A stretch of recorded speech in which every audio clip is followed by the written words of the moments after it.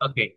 So today in this class, I'm going to take that fourth free live class of this free course. And I'm going to talk about practical use of modal and semi-modal auxiliary verb। অর্থাৎ আজকের ক্লাসটি থেকে আমি যে বিষয়টি নিয়ে আলোচনা করব সেটি হচ্ছে মডাল এবং সেমি মডাল অক্সিলারি ভার্বের প্র্যাকটিক্যাল ব্যবহার। অর্থাৎ স্পোকেন ইংলিশ এবং ফ্রি হ্যান্ড রাইটিং এ এই মডাল এবং সেমি মডাল অক্সিলারি ভার্ব অনেক বড় একটা ভূমিকা, একটা মেজর রোল প্লে করে। আপনি ইংলিশে যে কোনো কিছু লিখতে যান বা বলতে চান, এদের ব্যবহার আপনাকে করতেই হবে। অর্থাৎ আমরা কথার পরিবর্তন, সময়ের পরিবর্তন বা কালের পরিবর্তনের জন্য টেন্স শিখি, কিন্তু টেন্সের স্ট্রাকচার আছে জাস্ট 12টা। এই 12টা স্ট্রাকচার দিয়ে আমরা কিন্তু মনের সম্পূর্ণ ভাবটা প্রকাশ করতে পারি না। মনের সম্পূর্ণ ভাব বা হোল সেন্স প্রকাশ করতে গেলে টেন্স এর পাশাপাশি আমাদের এই মডাল বা সেমি মডাল অক্সিলারি ভার্বের প্র্যাকটিক্যাল ব্যবহারটা জানতে হবে। তো এইটা জানার পর আমি আজকের ক্লাসটিতে আরো একটা বিষয় দেখাবো, সেটা হচ্ছে Bangla to English conversation practice. কিভাবে আমরা যে কোনো কিছু বাংলায় ভাবলেই সেটা ইংলিশে ট্রান্সফর্ম করতে পারি ইনস্ট্যান্টলি। এবং আমরা শুধুমাত্র রুলস এবং স্ট্রাকচার শিখে বসে থাকি, সেটা টেন্স হোক, মডাল হোক, সেমি মডাল হোক, প্র্যাকটিক্যালি ব্যবহার করার চেষ্টা করি না। তো আমাদের প্র্যাকটিক্যাল ব্যবহারটা করতে হবে। তো যদি এই মডাল এবং সেমি মডাল অক্সিলারি ভার্বটা ভালোভাবে আমরা শিখতে পারি, এটাকেই কিভাবে প্র্যাকটিক্যাল কনভারসেশনে অ্যাপ্লাই করতে হয় আমি দেখাবো। আপনারা যারা আমার প্রিভিয়াস ক্লাসগুলো করছেন, আপনারা জানেন আমি কিন্তু যেটাই শিখাই, গ্রামার হোক বা স্পোকেন রুলস হোক, কিভাবে সেগুলোকে প্রেজেন্টেশন, কনভারসেশন বা স্পিকিং এ অ্যাপ্লাই করতে হয়, আমি কিন্তু এটা দেখিয়ে দিচ্ছি আপনাদের প্রত্যেকটি ক্লাস থেকে। তো দেখেন, এখানে কি বলছে, প্রথমত আমাকে মডাল ভার্বের একটি ডেফিনেশন জানতে হবে। বলছে মডালস আর auxiliary verbs, they are used with main verb to give additional meaning to the main verb. বলছে মডাল হচ্ছে অক্সিলারি ভার্ব। অক্সিলারি মানে কি? হেল্পিং। হেল্পিং মানে কি? সাহায্যকারী ভার্ব। অর্থাৎ তারা ব্যবহৃত হয় মেইন ভার্বের সাথে অতিরিক্ত অর্থ দিতে। কাকে? মেইন ভার্বকে। এখানে কি বলছে একটু দেখেন। এই অধ্যায়ে মডালগুলোর নিজস্ব অর্থ অনুসারে বাক্য গঠিত হবে, তবে মডালের পর ভার্ব সর্বদাই বেস ফর্মে বলবে, কখনো পরিবর্তন হবে না। অর্থাৎ ভার্বের সাথে S, ES, D, ED, ING বসানো যাবে না। এর অর্থটা কি দেখেন, কম্পেয়ার করেন টেন্সের সঙ্গে। আগে এই জিনিসটা বোঝেন, ইংলিশ ল্যাঙ্গুয়েজে ভার্ব সম্পর্কে একটা কনসেপ্ট আগে আপনাকে রাখতে হবে। ভার্ব কোথায় বসে বলেন তো? সাবজেক্টের পরে। প্রত্যেকটা ক্লাসে আমি বলছি, ইংলিশে ভার্ব কোথায় বসে? সাবজেক্ট এর পরে। কথাটা বোঝার চেষ্টা করেন। এখন দেখেন, যেটা মূলত বুঝতে হবে আমাদের সেটি হচ্ছে ভার্ব প্রধানত দুই ভাবে হয়। একটাকে বলা হয় ফাইনাইট ভার্ব, আরেকটা হচ্ছে নন ফাইনাইট ভার্ব। এইটা কি সেটাও আমি বলেছি আপনাদের সেকেন্ড ফ্রি ক্লাসে, বলছিলাম যে ফাইনাইট ভার্ব কি, নন ফাইনাইট ভার্ব কি। এখন এই ফাইনাইট ভার্ব দুই প্রকার, একটা হচ্ছে প্রিন্সিপাল ভার্ব, একটা হচ্ছে auxiliary verb. Non finite verb তিন প্রকার, জেরান ইনফিনিটিভ পার্টিসিপল। তো যাই হোক, ফাইনাইট ভার্ব যে দুই প্রকার, প্রিন্সিপাল এবং অক্সিলারি, এই অক্সিলারি ভার্ব আবার দুই প্রকার। একটি হচ্ছে প্রাইমারি অক্সিলারি, আর একটি হচ্ছে মডাল অক্সিলারি। প্রাইমারি অক্সিলারি কোনগুলো? এই যে am, is, are, was, were, have, has, had, do, does, did, এগুলোকে প্রাইমারি অক্সিলারি ভার্ব বলি। আর মডাল ভার্ব, মডাল অক্সিলারি কোনগুলো? Can, could, may, might, shall, should, will, would, need to, dare to, have to, has to, had to, এগুলো modal বা semi modal auxiliary verb. কথাটা মনোযোগ দিয়ে বোঝেন। অর্থাৎ এগুলো সবই অক্সিলারি, সেটা অ্যামিজার হোক, অজয়ের হোক, হ্যাভ হ্যাজ হ্যাড, এগুলো সবই অক্সিলারি। বা can, could, may, might auxiliary. কখন আমি বলবো এগুলোকে? যখন এগুলো অন্য একটি মেইন ভার্বের পূর্বে বসবে, অন্য একটি মেইন ভার্বের পূর্বে বসে সেন্টেন্স গঠনে সাহায্য করে। অ্যামিজার, অজয়ার, এগুলোকে কিন্তু মেইন ভার্ব হিসাবেও বসানো যায় যদি অন্য কোনো ভার্ব না থাকে একটা বাক্যে। কিন্তু এইগুলো যদি অন্য একটা ভার্বকে কথা বলতে সাহায্য করে, তখনই এগুলোকে অক্সিলারি বলা হয়। কথাটা একটু মনোযোগ দিয়ে বোঝেন, আপনারা বুঝতে পারবেন, ভালোভাবে নিতে পারবেন। প্রাইমারি অক্সিলারি ভার্ব গুলো টেন্স এর বিভিন্ন স্ট্রাকচারে ব্যবহৃত হয়। কি বললাম? আমাদের যে প্রাইমারি অক্সিলারি ভার্ব গুলো আছে, সেগুলো টেন্স এর বিভিন্ন স্ট্রাকচারে ব্যবহৃত হয়। আর মডাল অক্সিলারি ভার্ব গুলো মূলত আলাদা একটি অর্থ প্রদান করে থাকে। অর্থাৎ এদের নিজস্ব কিছু মিনিং আছে। মেইনলি এই মডাল ভার্বগুলো possibility, ability, probability, obligation, request, permission, এগুলো প্রদান করে থাকে। তো এইটা আমরা দেখব। মডাল ভার্বের ব্যবহার শেখার আগে আমাকে মডালের অর্থগুলো জানতে হবে। আরেকটা বিষয় কি জানেন, প্রাইমারি অক্সিলারি ভার্ব যেগুলো থাকে অর্থাৎ am, is, are, was, were, have, has, had, do, does, did, এদের পরে মেইন ভার্বের কিন্তু ফর্মের চেঞ্জ হয় টেন্সের স্ট্রাকচারে।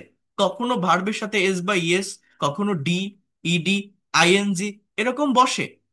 কিন্তু মডালের একটা সুবিধা হচ্ছে, যে মডাল অক্সিলারি হোক না কেন, সেটা ক্যান হোক বা কুড, মে হোক বা মাইট, শ্যাল হোক বা শুড, উইল হোক বা উড, মেইন ভার্বটার ফর্মের কোনো চেঞ্জ হয় না।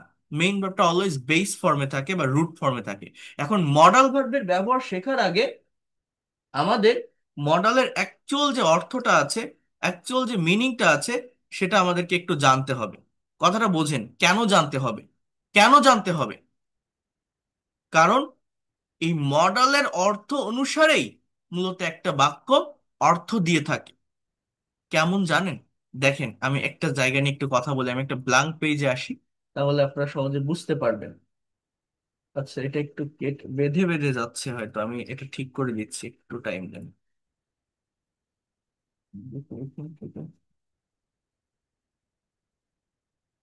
আচ্ছা, তো দেখেন, এখানে একটু দেখার চেষ্টা করেন, মনোযোগ দিয়ে বোঝার চেষ্টা করেন। মনে করেন আমি যদি একটা বাক্য বলি, এই জিনিসটা কেউ বলবে না আপনাকে।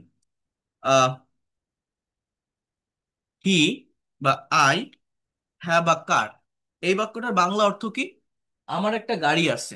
বোঝার চেষ্টা করেন, আই হ্যাভ আ কার, এই যে বাক্যটি আমি লিখলাম, এই বাক্যটির বাংলা অর্থ হচ্ছে আমার একটি গাড়ি আছে। একটা minute.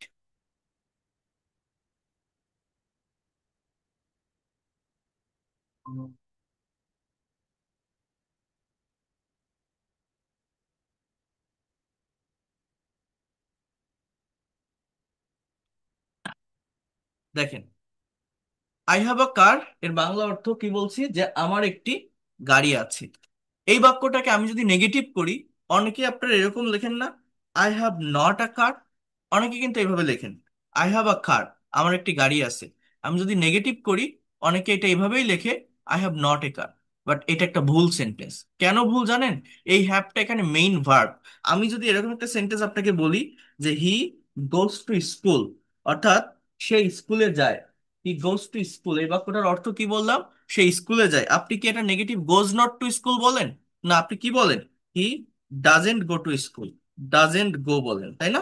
Doesn't go to school, কারণ কি গোসটা এখানে main verb. So I have a car, এইটা যখন আপনি নেগেটিভ করবেন, নেগেটিভ এরকম বসাতে হবে, এটা present indefinite tense. I don't have a car, I don't have a car. Have not a car হবে না, কারণ হ্যাভটা এখানে মেইন ভার্ব হিসেবে বসছে। আমরা অনেকেই হ্যাভ নট বলে ফেলি। হ্যাভ নট কখন হবে? যখন ওই হ্যাভটা অক্সিলারি ভার্ব হয়। কেমন সেটা? আমি যদি এরকম একটা বাক্য বলি, I have played cricket, I have played cricket, এই কথাটা বোঝেন। এই বাক্যটার বাংলা অর্থ হচ্ছে আমি ক্রিকেট খেলেছি। Just try to understand here.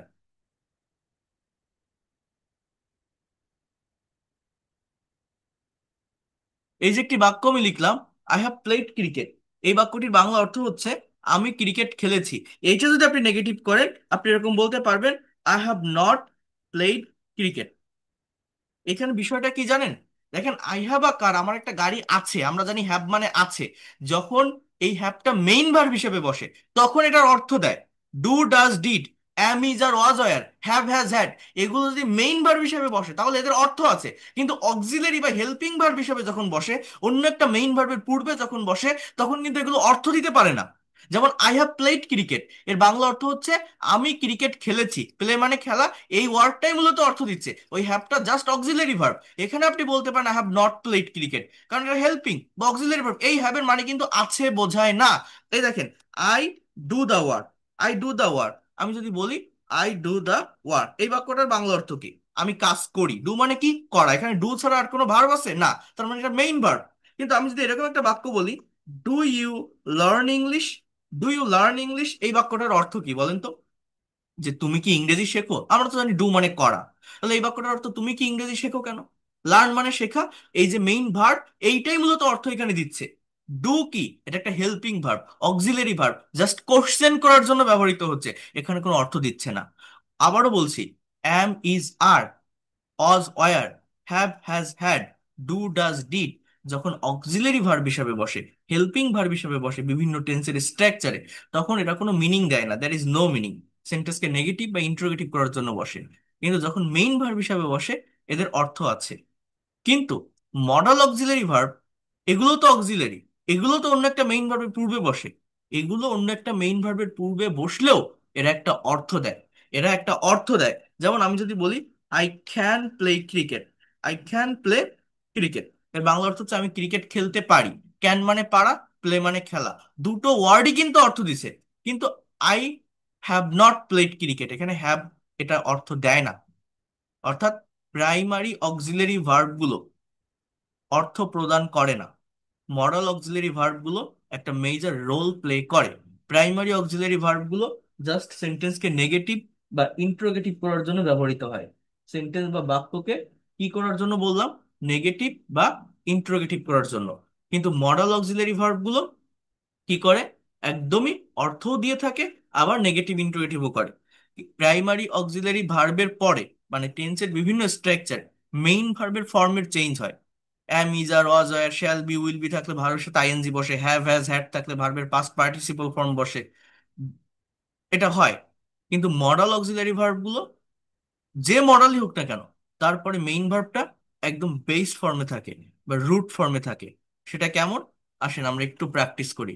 আমরা একটু মেইন জায়গাটাতে এসে এটা দেখি, কাভার করার চেষ্টা করি। দেখেন এখানে কি বলছে, কোথায় গেল এই জায়গাটাতে। আগে আমাকে মডাল ভার্বের অর্থটা জানতে হবে। মডাল ভার্ব একটা মেজর রোল প্লে করে। সো মডাল ভার্ব গুলো মূলত কোন ধরনের অর্থ দিয়ে থাকে, এটা আপনাদেরকে আগে একটু জানতে হবে, একটু নিতে হবে। দেখেন এখানে বলছে ক্যান। এই ক্যান মানে কি? ক্যান মানে আমরা জানি পারা। ক্যান মানে কি? ক্যান মানে পারা। কুড, পারা অতীত অর্থে। মে, সম্ভাবনা অর্থে। মাইট, পাস্ট অফ মে। কি বলছে? Past of May. শ্যাল বা উইল, ভবিষ্যৎকালের অক্সিলারি রূপে বসে। শ্যাল বা উইল ভবিষ্যৎকালের অক্সিলারি রূপে বসে। উড, অতীত অভ্যাস অর্থে বসে। উড, অতীত অভ্যাস অর্থে বসে। এরপর কি বলছে? ইউজ টু, ইউজ টু, এটাও অতীত অভ্যাস অর্থে বসে, বাট এদের ভিতর কিছু সূক্ষ্ম পার্থক্য আছে। শুড, উচিত অর্থে বসে। ought টু, এটা উচিত অর্থে বসে। কিন্তু পার্থক্য কি জানেন? পার্থক্যটা আমাকে একটু বুঝতে হবে। সেটা হচ্ছে, ইন জেনারেলি কারো কোনো কিছু করা উচিত, এই ক্ষেত্রে আমরা শুডের ব্যবহার করতে পারি।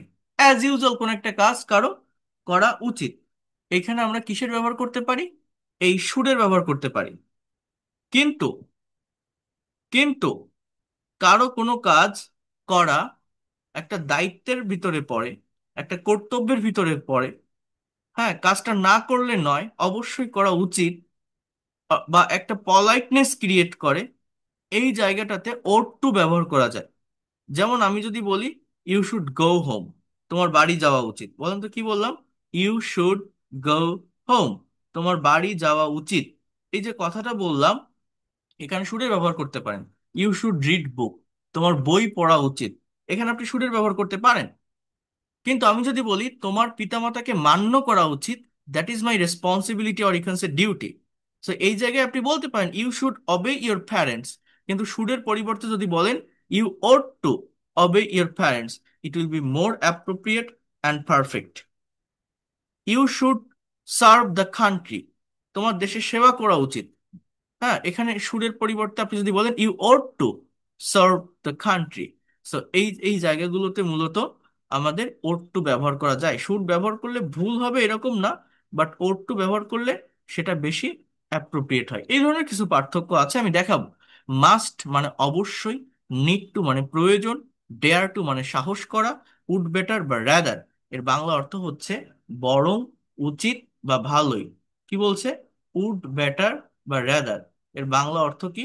বরং, উচিত বা ভালোই। এরপর দেখেন, বোঝার চেষ্টা করেন।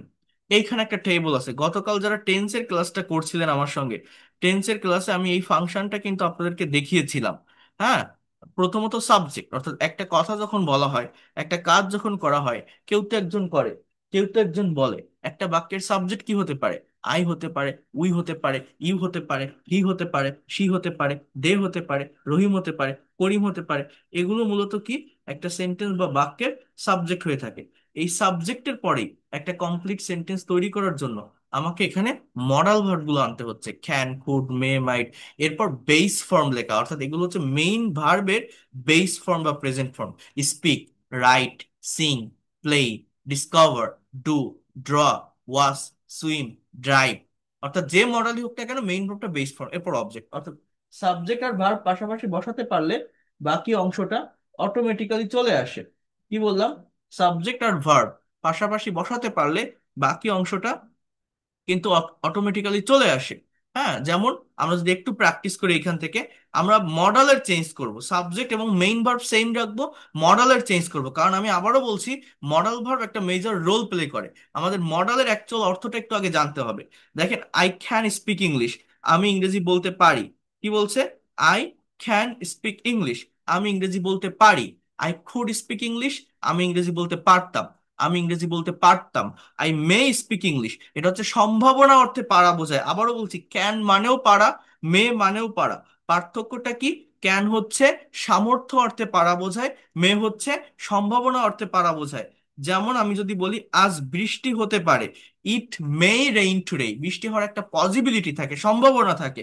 কিন্তু আমি যদি বলি আমি একটানা 10 মাইল দৌড়াতে পারি, তখন ইংলিশটা হচ্ছে I can run 10 Miles at a stretch. অর্থাৎ দ্যাট ইজ মাই অ্যাবিলিটি, আমার শক্তি আছে, সামর্থ্য আছে, দম আছে, তাই আমি দৌড়াতে পারি। এটা আমার কি? অ্যাবিলিটি। এই জায়গাটা বা এই বিষয়টা একটু আপনাদেরকে বুঝতে হবে, এই বিষয়টি একটু আপনাদেরকে নেওয়ার চেষ্টা করতে হবে।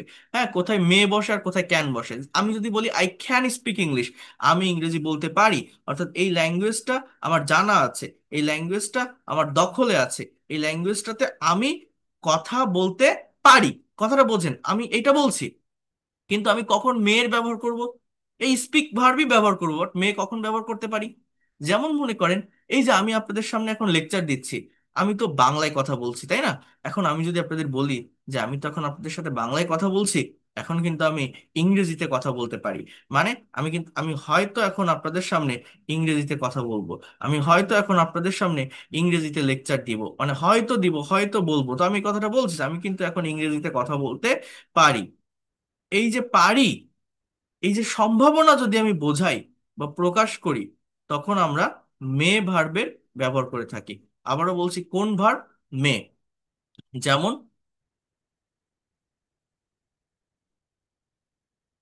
Straight,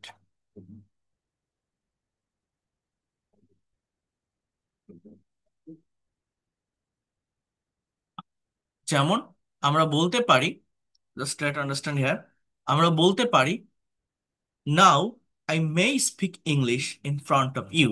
You all know that today in this class I'm going to talk about practical use of modal and semi-modal auxiliary verb. And there is a benefit of learning modal and semi-modal auxiliary verb.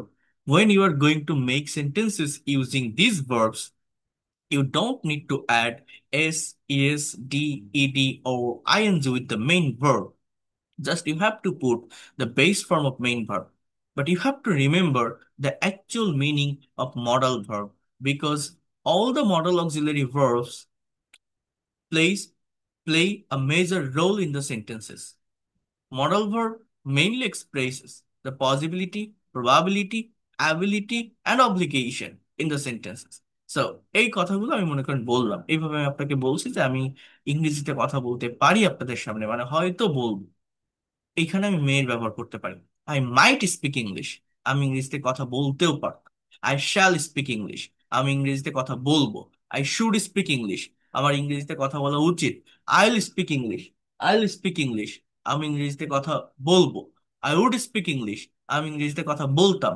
I use two speak English, আমি ইংরেজিতে কথা বলতে অভ্যস্ত ছিলাম। I must speak English, আমি অবশ্যই ইংরেজিতে কথা বলবো।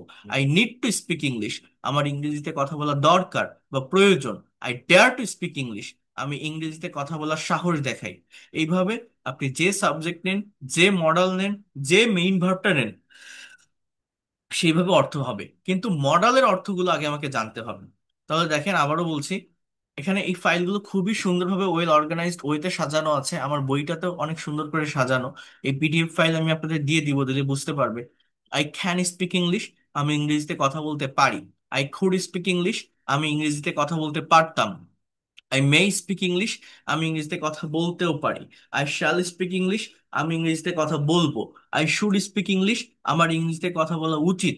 আই উড স্পিক ইংলিশ, আমি ইংরেজিতে কথা বলতাম।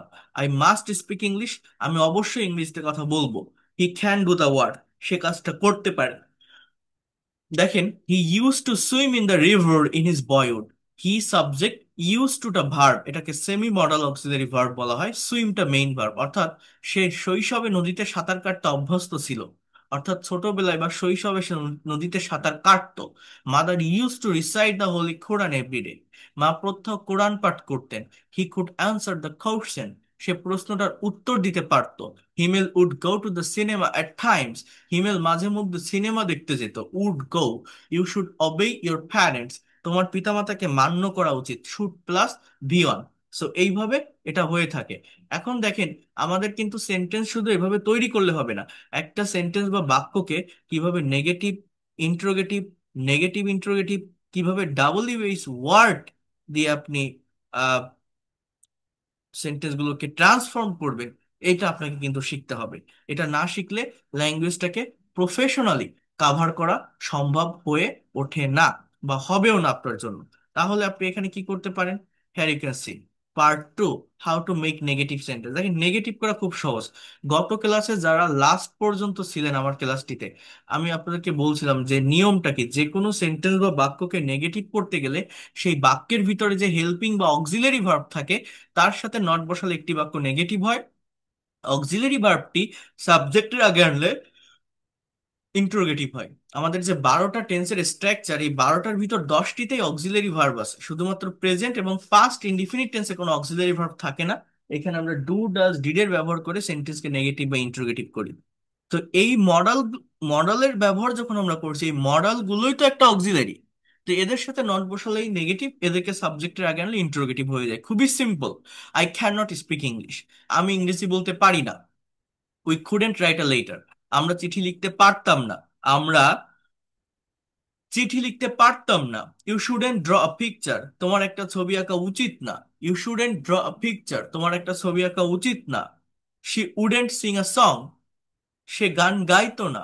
দে মাইটেন্ট প্লে ফুটবল, তারা ফুটবল নাও খেলতে পারতো। I shan't do the work, মানে আই শাল নট,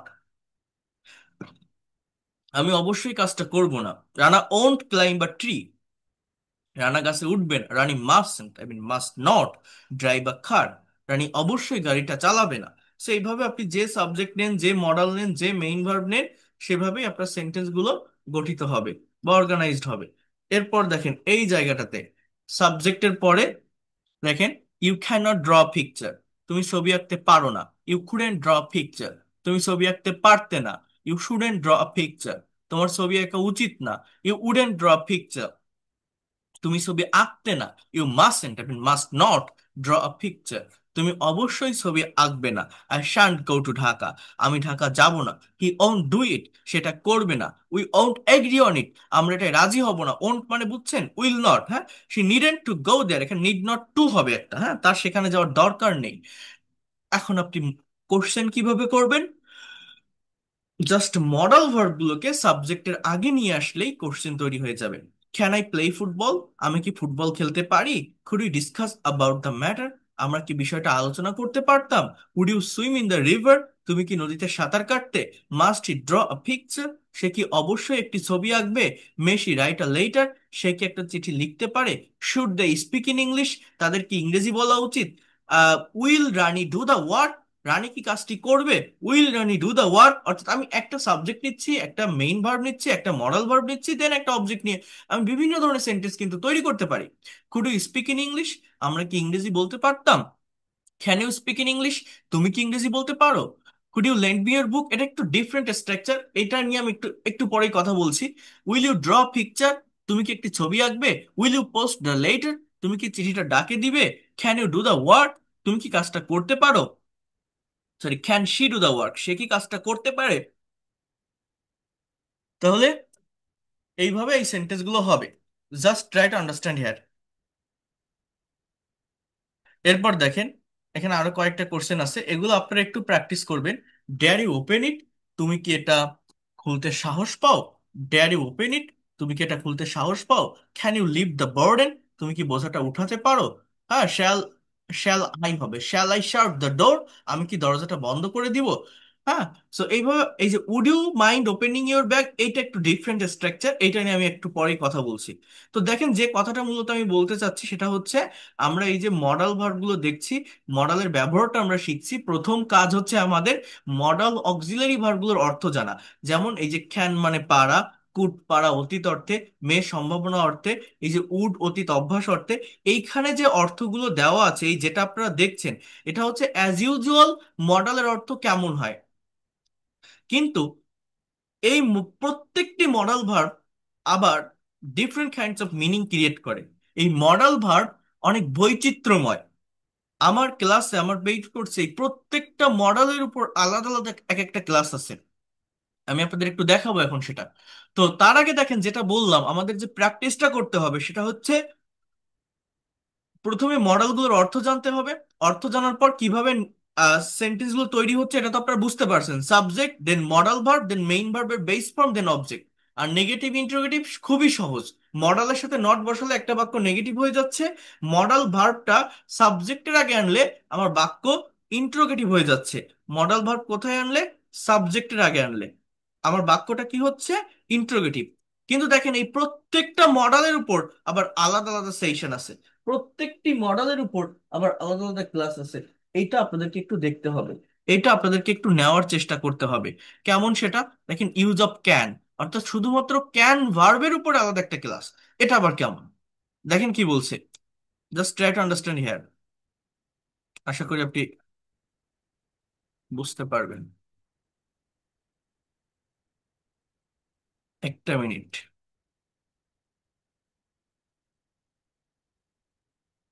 দেখেন, এই ক্যান ভার্বের উপর আবার আলাদা একটা ক্লাস। কিভাবে এটা হচ্ছে দেখেন।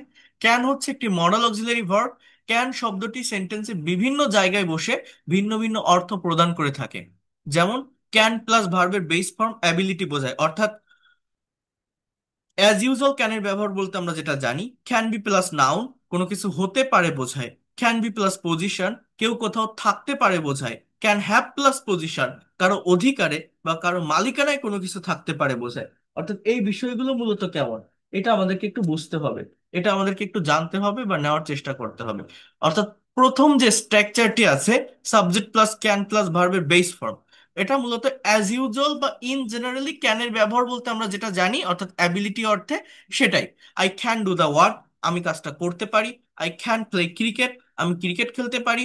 I can run 20 Miles at a stretch, আমি একটানা 20 মাইল দৌড়াতে পারি। আই ক্যান স্পিক ইংলিশ, আমি ইংরেজি বলতে পারি। They can sing a song, তারা গান গাইতে পারে। অ্যাজ ইউজুয়াল ক্যানের যে ব্যবহার।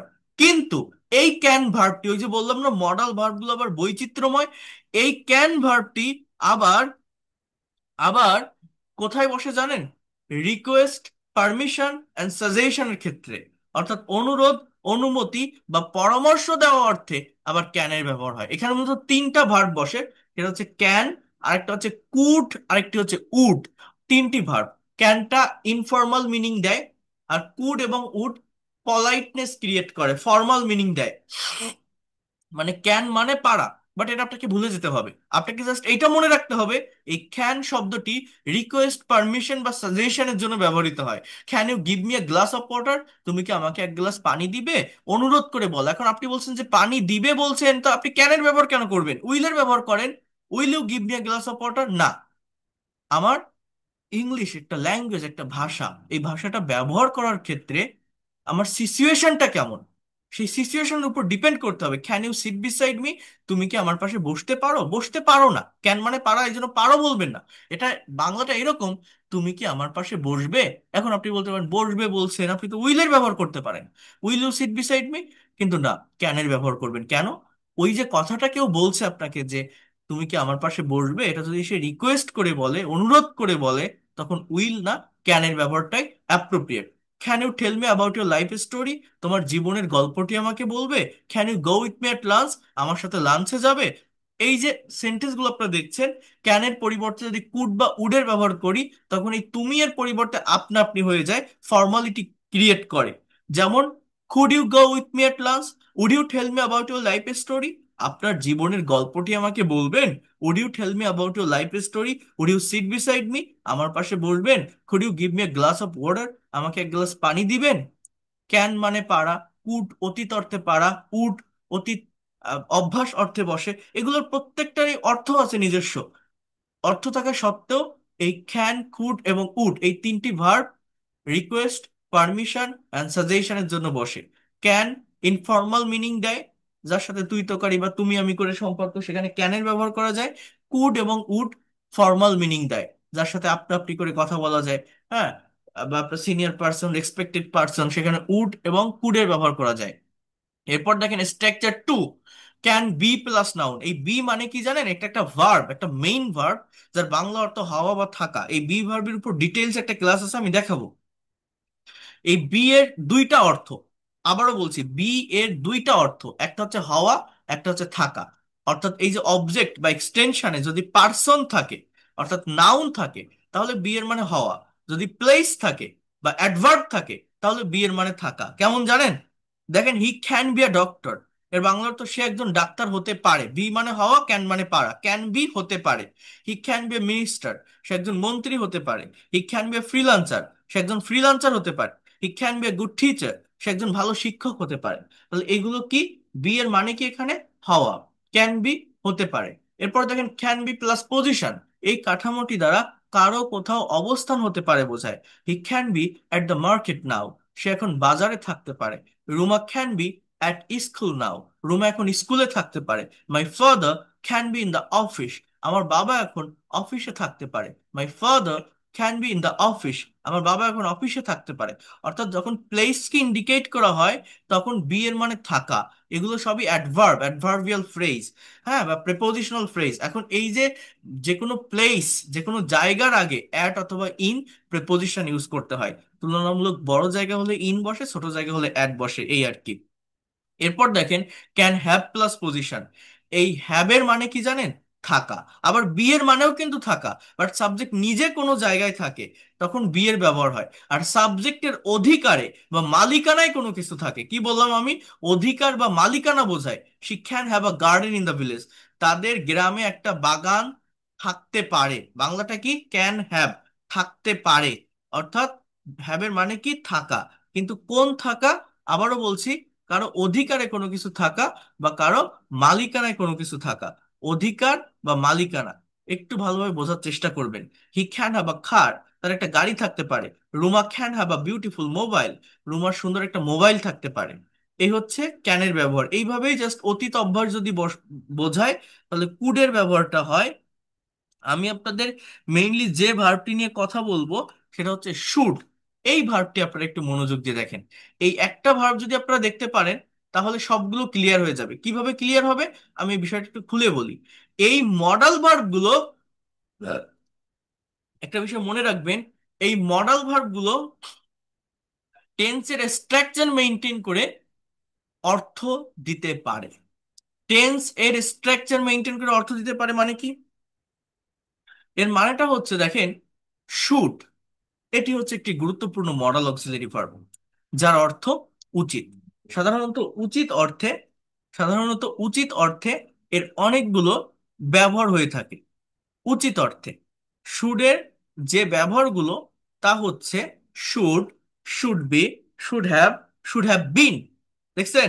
এগুলো কি ভার্বের বিভিন্ন ফর্ম না? Should, should be, should have, should have বিন, ভার্বের বিভিন্ন ফর্ম। কিন্তু কিন্তু এদের ব্যবহারটা কিভাবে হচ্ছে দেখেন।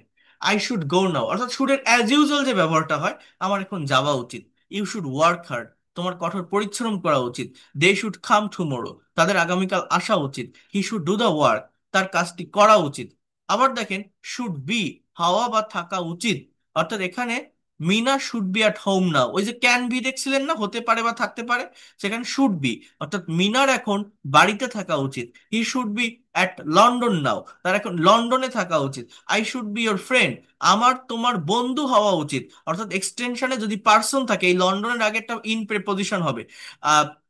এক্সটেনশনে যদি পার্সন থাকে তাহলে বি এর মানে হওয়া, যদি প্লেস থাকে বি এর মানে থাকা। You should be my friend, তোমার আমার বন্ধু হওয়া উচিত।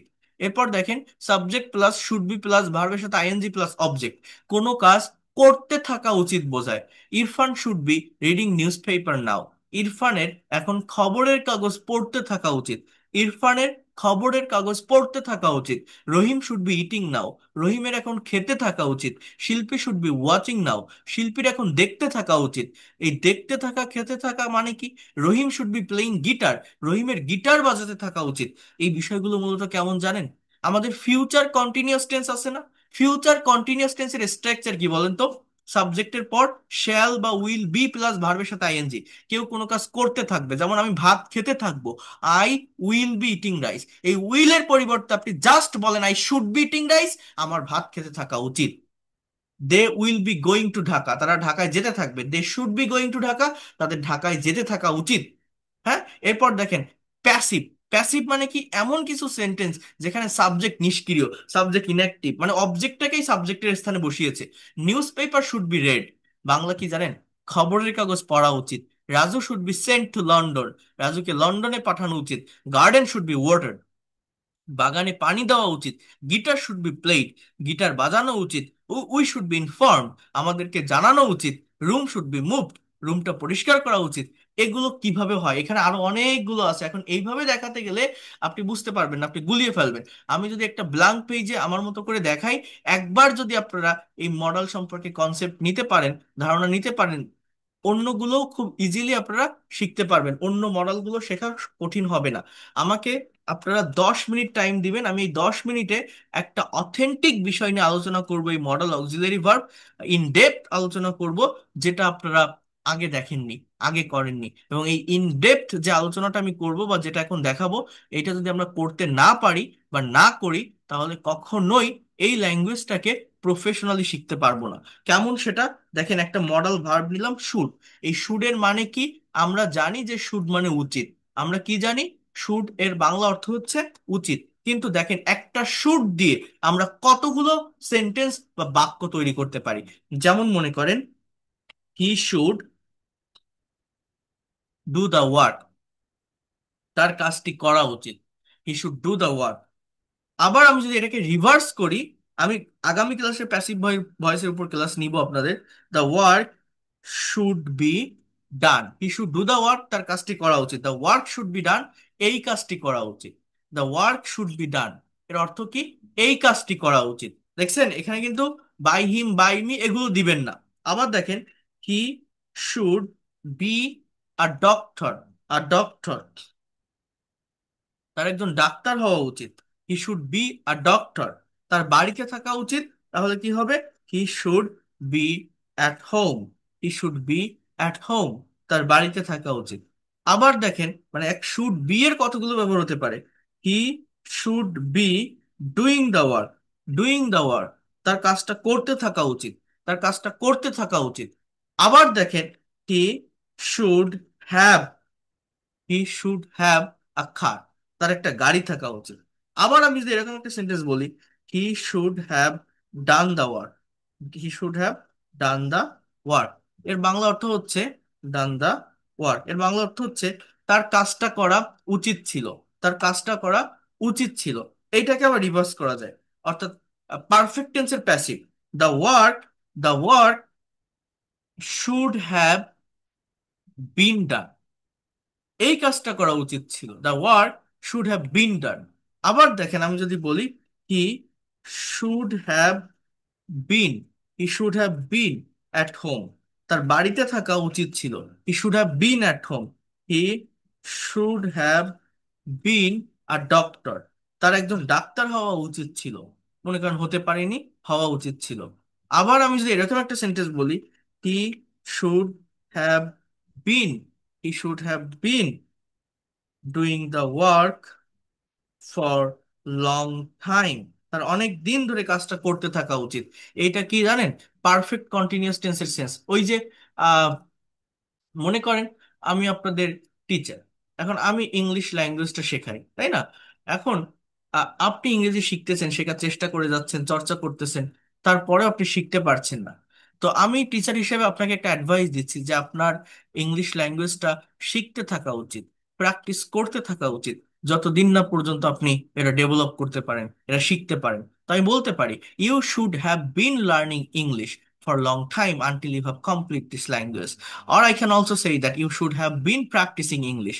মানে এগুলো হচ্ছে পারফেক্ট কন্টিনিউয়াস এর প্যাসিভ, সরি মানে শুডের ব্যবহার পারফেক্ট কন্টিনিউয়াস, অনেক আগে থেকে শুরু করে অনেকটা সময় নিয়ে বা লং টাইম ধরে কোন একটা কাজ করতে থাকা উচিত। এখানে যে 11টা সেন্টেন্স লিখলাম, আমি হয়তো এটা এখন পড়বো বা আমি আপনাদের বাংলা বলে দিব, দিলে আপনারা অনেকে বুঝবেন, কিন্তু আমরা প্র্যাকটিক্যালি অ্যাডাপ্ট করার চেষ্টা করি না। আমি আপনাকে একটা বাংলা সেন্টেন্স বলছি, আপনি ইংলিশে বলতে পারবেন। মনে করেন আপনার একটা ছেলে, খুবই প্র্যাকটিক্যাল কথা বোঝেন, আপনার একটা ছেলে বা একটা মেয়ে আছে। এখন আপনার একটা মেয়ে আছে, আপনি তাকে বিয়ে দিচ্ছেন।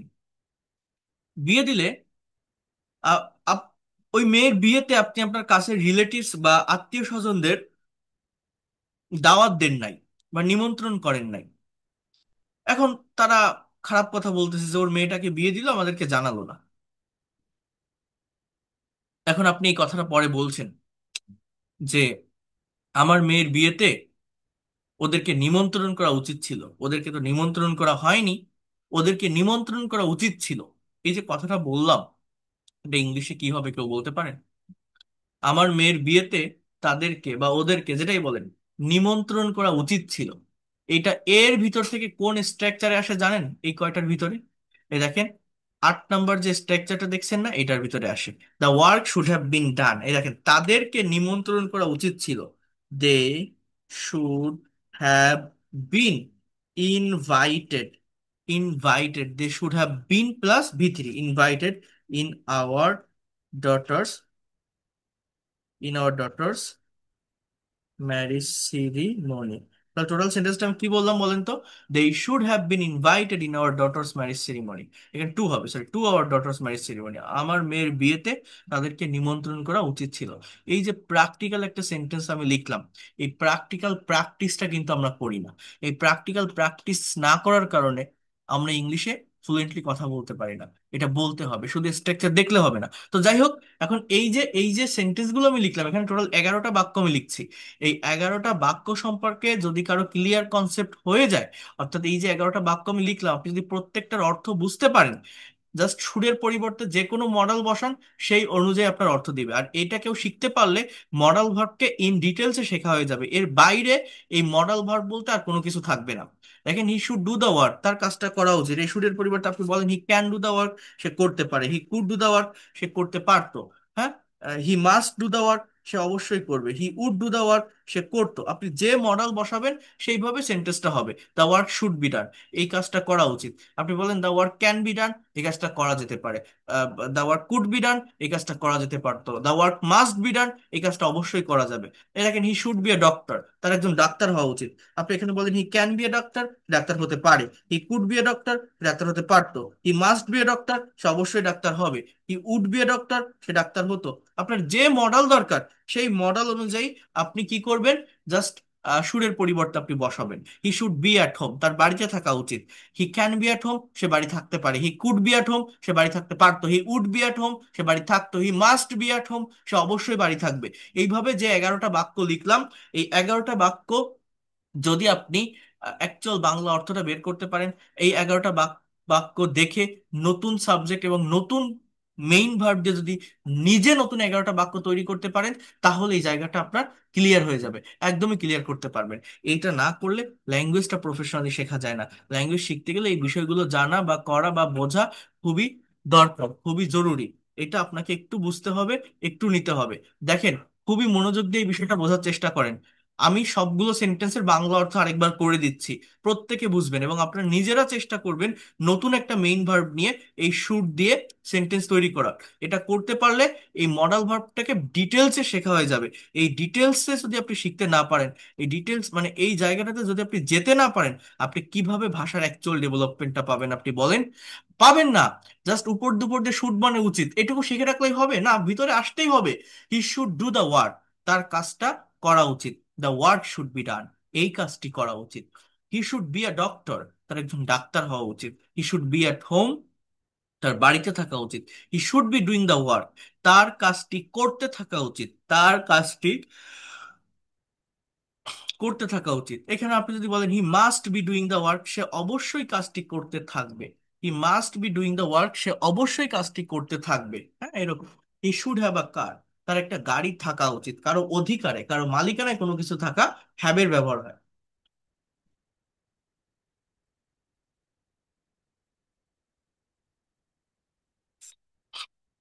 হি should have done the work, তার কাজটা করা উচিত ছিল। He should have done the work, তার কাজটি করা উচিত ছিল। হ্যাঁ, the work should have been done, এই কাজটি করা উচিত ছিল। এটা আবার কি? Passive. The work should have been done, এই কাজটি করা উচিত ছিল। The work should have been done, এই কাজটি করা উচিত ছিল। এই সেন্টেন্সেই কিন্তু আমি লিখছি they should have been invited in our daughter's marriage ceremony, অর্থাৎ তাদেরকে নিমন্ত্রণ করা উচিত ছিল। অর্থাৎ ওই যে দে মানে তারা, ওরা কোনো কাজ করবে না, ওরা ইনঅ্যাক্টিভ, ওরা নিষ্ক্রিয়। এই জন্য পারফেক্ট টেন্সের passive should have been plus main ভার্বের পাস্ট পার্টিসিপল। এরপর দেখেন, বোঝার চেষ্টা করেন,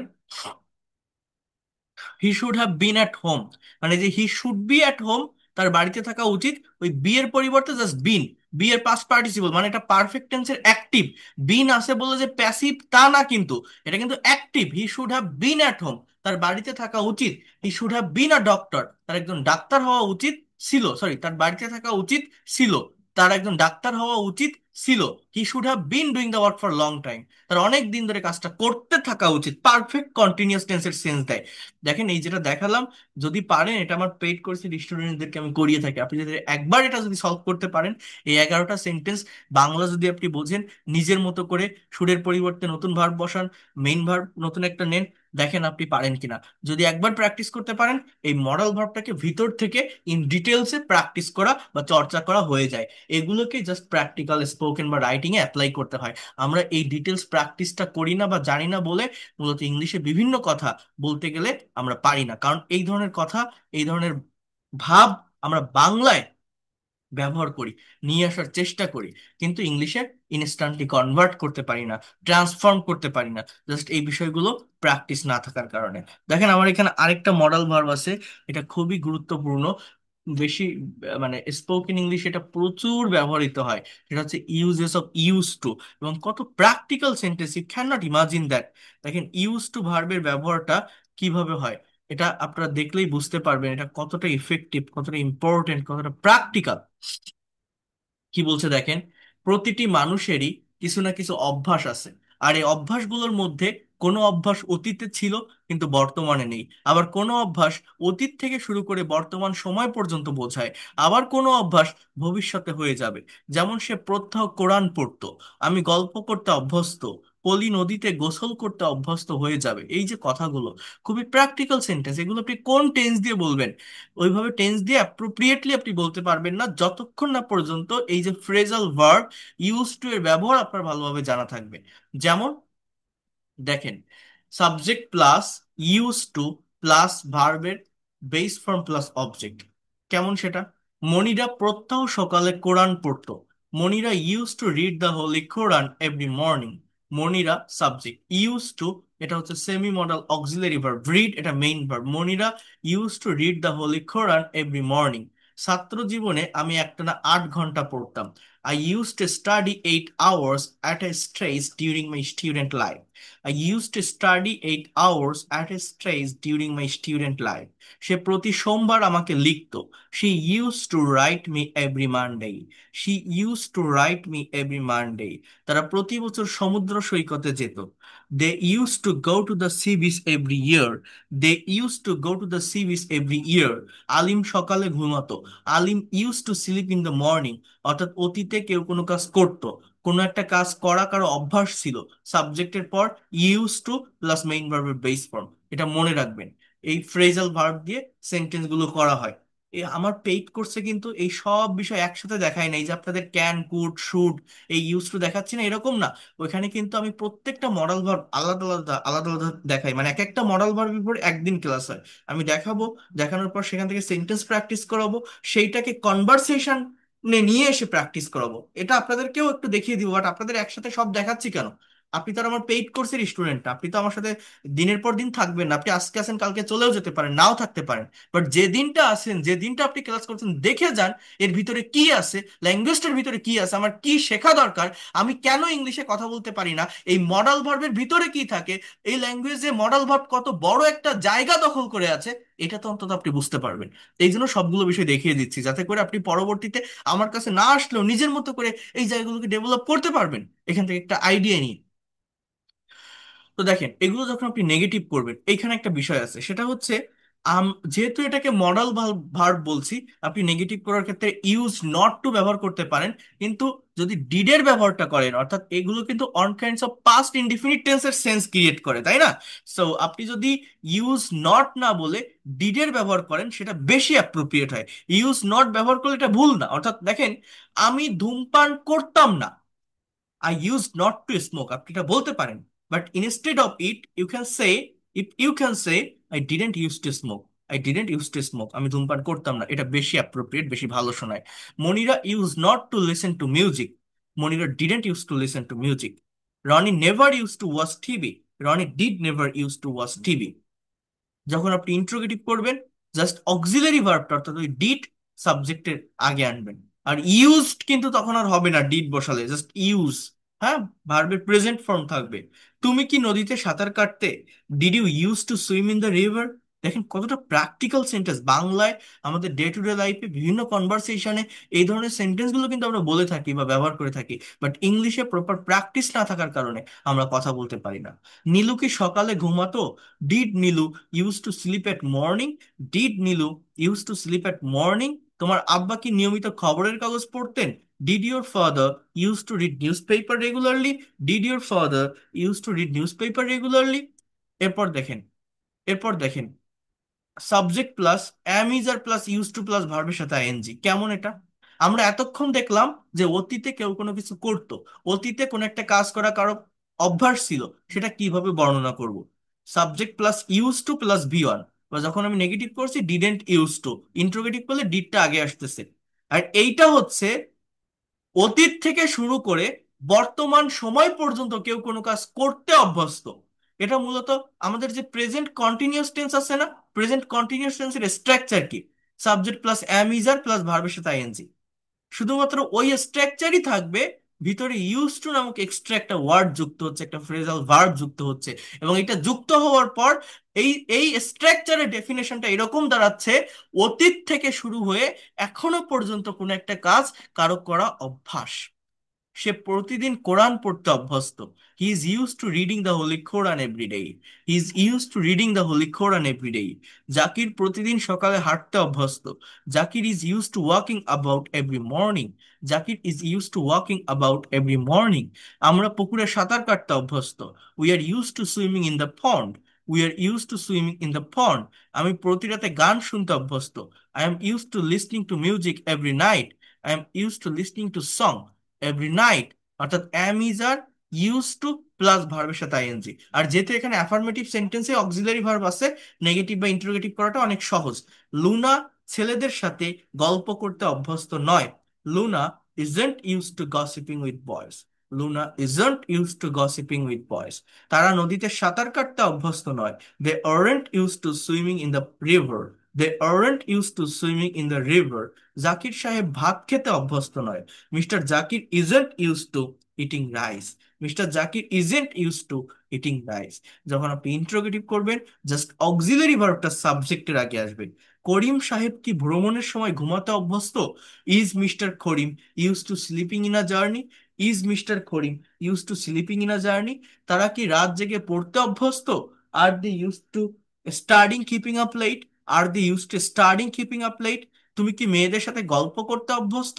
আর you use to gossiping with girls? Are you use to gossiping with girls. তুমি কি মেয়েদের সাথে গল্প করতে অভ্যস্ত? দেখছেন কতটা প্র্যাকটিক্যাল সেন্টেন্স, আপনাদের এটা করতে হবে। এরপর দেখেন, এখানে আরেকটি স্ট্রাকচার আছে, সেটি হচ্ছে অতীত থেকে শুরু করে বর্তমান সময় পর্যন্ত অভ্যস্ত আপনারা দেখছেন, কিন্তু ভবিষ্যতে কেউ কোনো কাজ করতে অভ্যস্ত হয়ে যাবে, এই কথাগুলোকে আমরা ইংলিশে কিভাবে বলতে পারি? এখানে মূলত ফিউচার কন্টিনিউয়াস টেন্সের যে স্ট্রাকচার থাকে না, শ্যাল বি বা উইল বি প্লাস ভার্বের সাথে আইএনজি, ওই সেম স্ট্রাকচারটাই থাকবে, ভিতরে ইউজ টু নামক শব্দটা আসবে।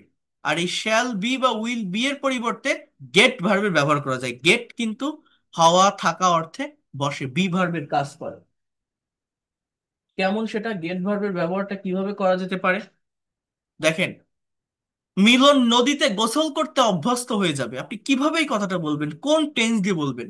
যতক্ষণ না পর্যন্ত ইউজ টু এর ব্যবহার জানবেন, আপনি পারফেক্টলি এটা বলতে পারবেন না। মনে করেন মিলন নামের একটা ছেলে শহরে থাকে, গ্রামে তার দাদার বাড়ি বা নানার বাড়ি, হঠাৎ করে সে গ্রামে আসছে। এখন তার গোসল করা অভ্যাস না, কেউ একজন বলছে যে তুমি গোসল করো, অভ্যাস হয়ে যাবে। এই যে কথাটা, মনে করেন আপনি একটা চাকরি পেয়েছেন, আপনার অফিস আপনার বাসা থেকে অনেক দূরে, আপনি চাকরিটা করতে চাচ্ছেন না, আপনার আব্বু বা আপনার আম্মু বলছে যে তুমি অফিসে যাও, যেতে যেতে অভ্যস্ত হয়ে যাবে। এই যে কোন একটা কাজে অভ্যস্ত হয়ে যাবে, উইল গেট ইউজ টু বা will be use to plus ভার্বের সাথে ING. Milon will get use to bathing in the river. Zakir খুব শীঘ্রই দিনে 10 ঘন্টা কাজ করতে অভ্যস্ত হয়ে যাবে। Zakir will soon get use to working 10 hours a day. তুমি তাড়াতাড়ি গোলমালের মধ্যে ঘুমাতে অভ্যস্ত হয়ে যাবে। You will soon get use to sleeping in a noise. You will soon get use to sleeping in a noise. তারা কঠোর পরিশ্রম করতে অভ্যস্ত হয়ে যাবে। They will get use to doing hard work. They will get use to doing hard work. তুমি 2 মাসের মধ্যে বরিশালে থাকতে অভ্যস্ত হয়ে যাবে। You will get use to staying in Barishal within 2 month. You will get use to staying in Barishal within 2 month. তো এইভাবে ইউজ টু ভার্বের ব্যবহারটা হয়। এখন আমি আপনাদেরকে যে ভার্বটা দেখাবো সেটা হচ্ছে সেমি মডাল। বা এই ইউজ টুটাও যদিও একটা সেমি মডাল ভার্ব, বাট আমাদের এটা একটু ভালোভাবে দেখতে হবে। কেন দেখতে হবে জানেন? এটা যে কতটা ইফেক্টিভ, মানে মডাল, অ্যাকচুয়াল মডাল আছে আমাদের ইংলিশ ল্যাঙ্গুয়েজে 9টা। বলেন তো কি বললাম? অ্যাকচুয়াল মডাল হচ্ছে 9টা। কি কি? Can, could, may, might, shall, should, 6টা হচ্ছে। উইল, উড, হ্যাঁ, 7 8। কি কি বললাম? Can, could, may, might, shall, should, will, would, এই হচ্ছে 8। আর একটি হচ্ছে মাস্ট, এই হচ্ছে 9। মাস্ট, এই হচ্ছে 9। এই যে 9টি, এই 9টি হচ্ছে মূলত আমাদের কি, মডাল অক্সিলারি ভার্ব, একদম মেইন মডাল। আর 9টি আছে এই সেমি মডেল। সেমি মডেল মানে সুডো মডেল। সুডো মডেল মানে এখানে হচ্ছে ফ্রেজাল ভার্ব, এক একটা ভার্বের সাথে টু যুক্ত করা। বলেন তো কি বললাম? টু যুক্ত করা। কেমন সেটা আমি এটা একবার দেখাই, একসাথে সবগুলো সেন্টেন্স দেখিয়ে দিচ্ছি, তারপর আমরা প্র্যাকটিক্যাল সেন্টেন্স বা প্র্যাকটিক্যাল কনভারসেশনটাতে আসবো। প্রত্যেকে একটু বোঝার চেষ্টা করেন এই জায়গাটা কতটা ইফেক্টিভ, কতটা ইম্পর্টেন্ট। আপনি একবার যদি এটা কাভার করেন তাহলে আপনি ইমাজিন করতে পারবেন। এবং এগুলোই আমাদের করতে হবে। আমরা ইংলিশ ল্যাঙ্গুয়েজটা পারি না, আমরা মূলত এই জায়গাগুলোর প্র্যাকটিক্যাল প্র্যাকটিসটা করি না। প্র্যাকটিক্যাল প্র্যাকটিস করাটা খুবই দরকার, খুবই গুরুত্বপূর্ণ, important, I can say that.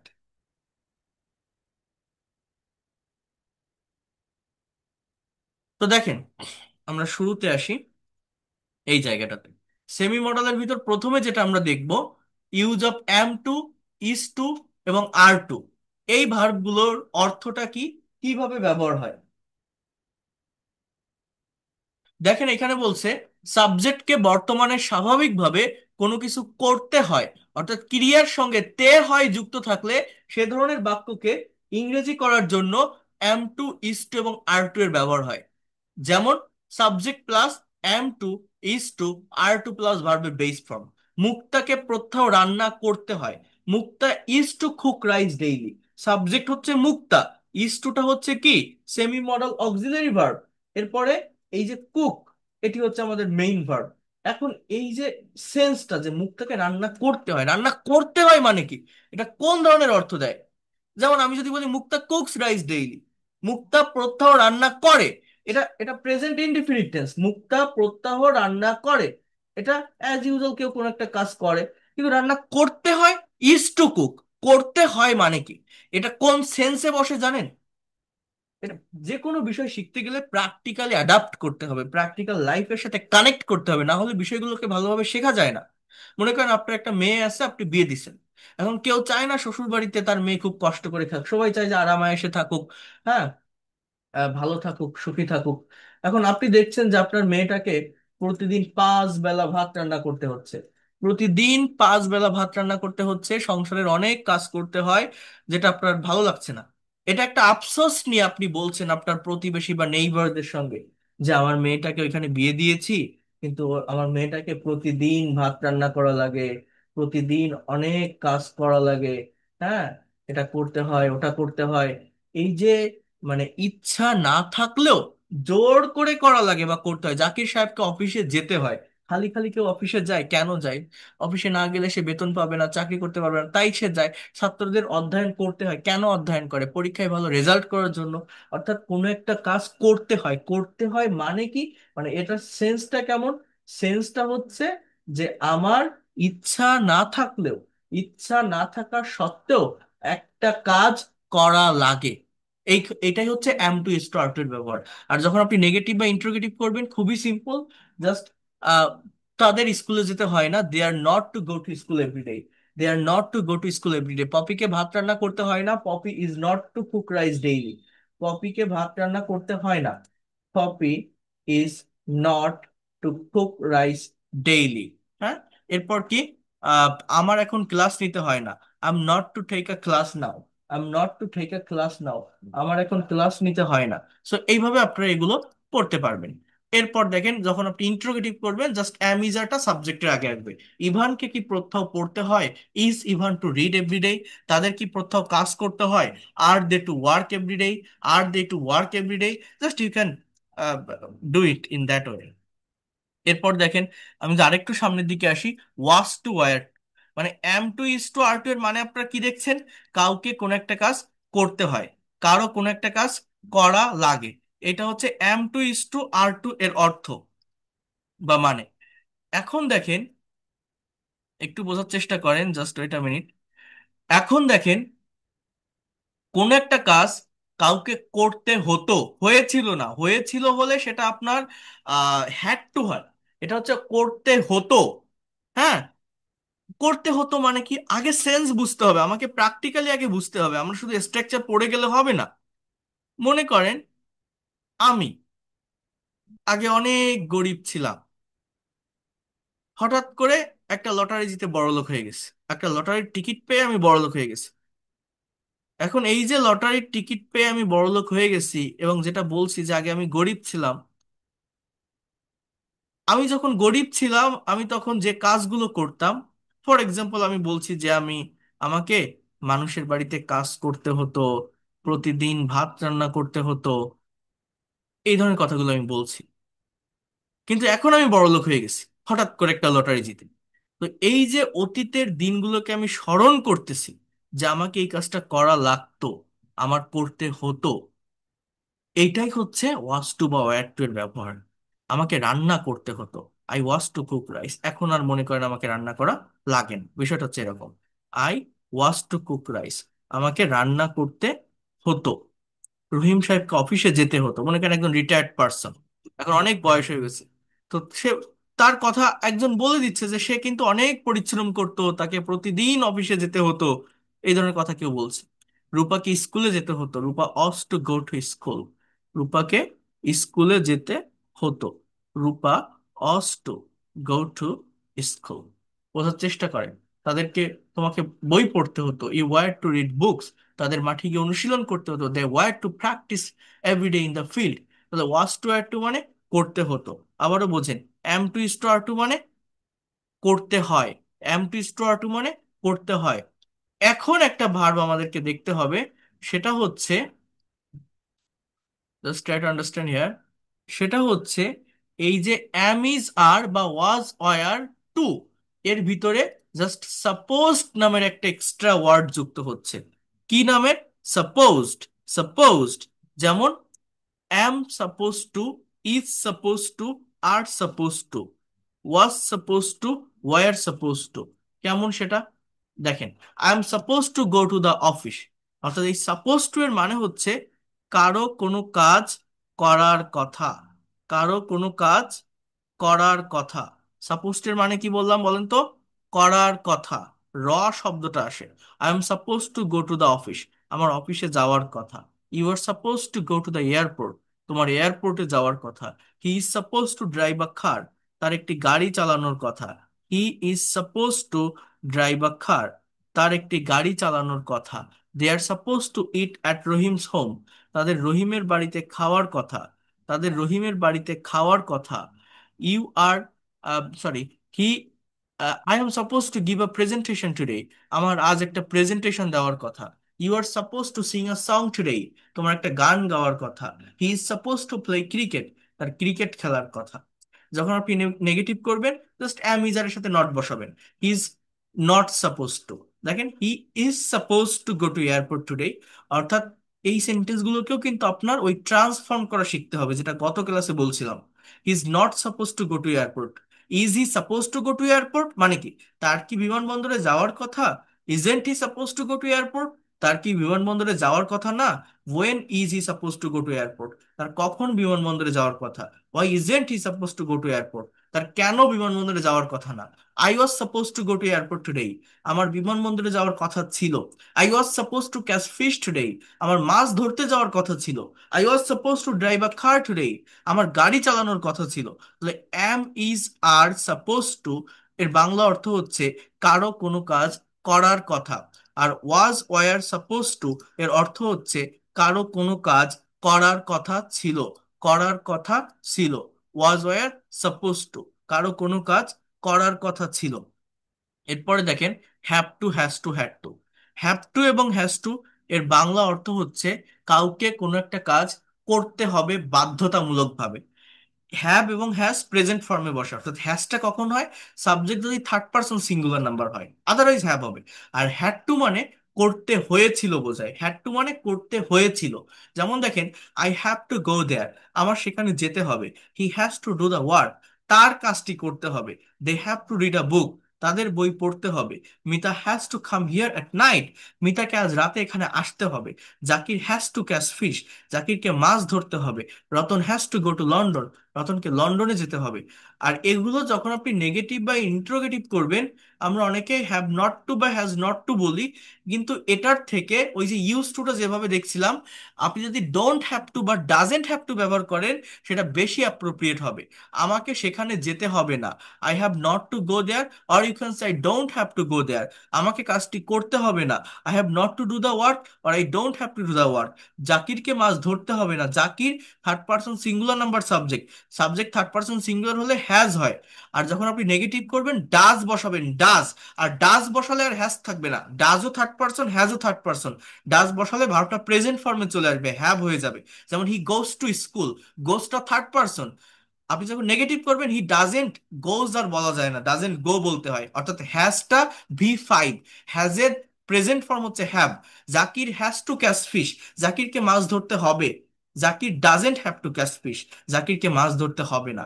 Ratan has to go to London, রতনকে লন্ডনে যেতে হবে। Ratan doesn't have to go to London, রতনকে লন্ডনে যেতে হবে না। করিমকে কি আজ লন্ডনে যেতে হবে? Does Karim have to go to London? তোমার কি এখন স্কুলে যেতে হবে? Do you have to go to school now? রুমার কি আজ রান্না করতে হবে? Does Ruma have to cook today? So এইভাবে আমরা এই প্র্যাকটিস গুলো করব, এগুলো আমরা দেখব। তাহলে হ্যাভ টু এবং হ্যাজ টু মানে করতে হবে, হ্যাড টু মানে করতে হয়েছিল। হ্যাড টু এর বাংলা কি? করতে হয়েছিল। এই দেখেন এখানে হ্যাড টু দিয়ে সেন্টেন্স দেওয়া আছে, এই যে অ্যাফার্মেটিভ খুব সুন্দরভাবে অর্গানাইজ করে। এই প্রত্যেকটা ক্লাস আমি আলাদা আলাদা করে নিয়ে থাকি, এখানে আপনারাও করতে পারবেন যারা আসবেন। দেখেন, subject plus had to plus ভার্বের প্রেজেন্ট ফর্ম, হ্যাঁ। দেন ডিডেন্ট হ্যাভ টু, যখন আপনি নেগেটিভ করবেন ডিডেন্ট হ্যাভ টু, যখন ইন্ট্রোগেটিভ করবেন ডিডটা সাবজেক্টের আগে আসবে, যখন নেগেটিভ ইন্ট্রোগেটিভ করবেন didn't plus subject plus have to. যেমন দেখেন, আমাকে লন্ডনে যেতে হয়েছিল, I had to go to London, I had to go to London. আমাকে লন্ডনে যেতে হয়নি, I didn't have to go to London. আমাকে কি লন্ডনে যেতে হয়েছিল? Did I have to go to London? আমাকে কি লন্ডনে যেতে হয়নি? Didn't I have to go to London. জাকির কি ইংরেজি শিখতে হয়েছিল? Zakir had to learn English. জাকির কি ইংরেজি শিখতে হয়নি? Zakir didn't have to learn English. Zakir didn't have to learn English. জাকিরকে কি ইংরেজি শিখতে হয়েছিল? Did Zakir have to learn English? জাকিরকে কি ইংরেজি শিখতে হয়নি? Didn't Zakir have to learn English. জাকিরকে কেন ইংরেজি শিখতে হয়েছিল? Why did Zakir have to learn English. জাকিরকে কখন ইংরেজি শিখতে হয়েছিল? When did Zakir have to learn English. এগুলো হচ্ছে হ্যাভ টু, হ্যাজ টু এবং হ্যাড টু। এরপর দেখেন আরেকটা ভার্ব আছে আমাদের, এটা হচ্ছে উড লাইক টু। টাও মানে এই তিনটা ওয়ার্ড একসাথে মিলে একটা সেমি মডাল অক্সিলারি ভার্ব। এটা বাংলা অর্থ হচ্ছে চাওয়া। আমরা জানি ওয়ান্ট মানে চাওয়া, কিন্তু ওয়ান্ট একটা ইনফর্মাল অর্থ দেয়। আপনি যদি একটা ভালো ওয়েল এনভায়রনমেন্টে ইংলিশে স্পিকিং করতে যান, প্রেজেন্টেশন দিতে যান, আপনি যদি এইভাবে বলেন যে now I want to say something, এটা ভুল হবে। আপনাকে বলতে হবে উড লাইক টু, এটা মোর পলাইটনেস ক্রিয়েট করে। কি বলছে এখানে দেখেন, আমরা জানি যে উড লাইক টু এবং ওয়ান্ট উভয়ের অর্থ হলো চাওয়া, কিন্তু উভয়ের অর্থ এক হলেও ব্যবহারগতভাবে একটু পার্থক্য আছে। এই যা যা পড়াচ্ছি, যা যা দেখাচ্ছি, এইগুলোই আরো ওয়েল অর্গানাইজড ওয়েতে আমার লেখা যে বইটা আপনারা দেখছেন না, এই বইটাতে সাজানো আছে। আজকে আপনারা অনেকেই আমাকে ছবি দিয়েছেন ইনবক্সে যে বই হাতে পেয়েছেন। অনেক ধন্যবাদ। আপনারা বইটা পড়বেন, যারা বই নিয়েছেন আমার এই ফ্রি ক্লাসগুলো পড়ে, ফ্রি ক্লাস থেকে বইটা পড়বেন, দেখবেন এটা কতটা effective. You can imagine it. তো দেখেন, যেটা বলছি, কথাবার্তা বলার ক্ষেত্রে ভদ্রভাবে বলা উচিত। হ্যাঁ, যেমন ওয়ান্টের মানে হচ্ছে ব্যক্তির নিজের ইচ্ছা দ্বারা কোনো কিছু চাওয়া, অর্থাৎ কেউ কোনো কিছু দিতে রাজি হলেও জোরপূর্বক তার নিকট থেকে নেওয়া অর্থ প্রকাশ করে। আর কথাবার্তা বলার ক্ষেত্রে ভদ্রভাবে বলা উচিত, তাই কিভাবে উড লাইক টু ব্যবহার করে ভদ্রভাবে কথা বলা যায় এটা আমাদেরকে দেখতে হবে। যেমন দেখেন,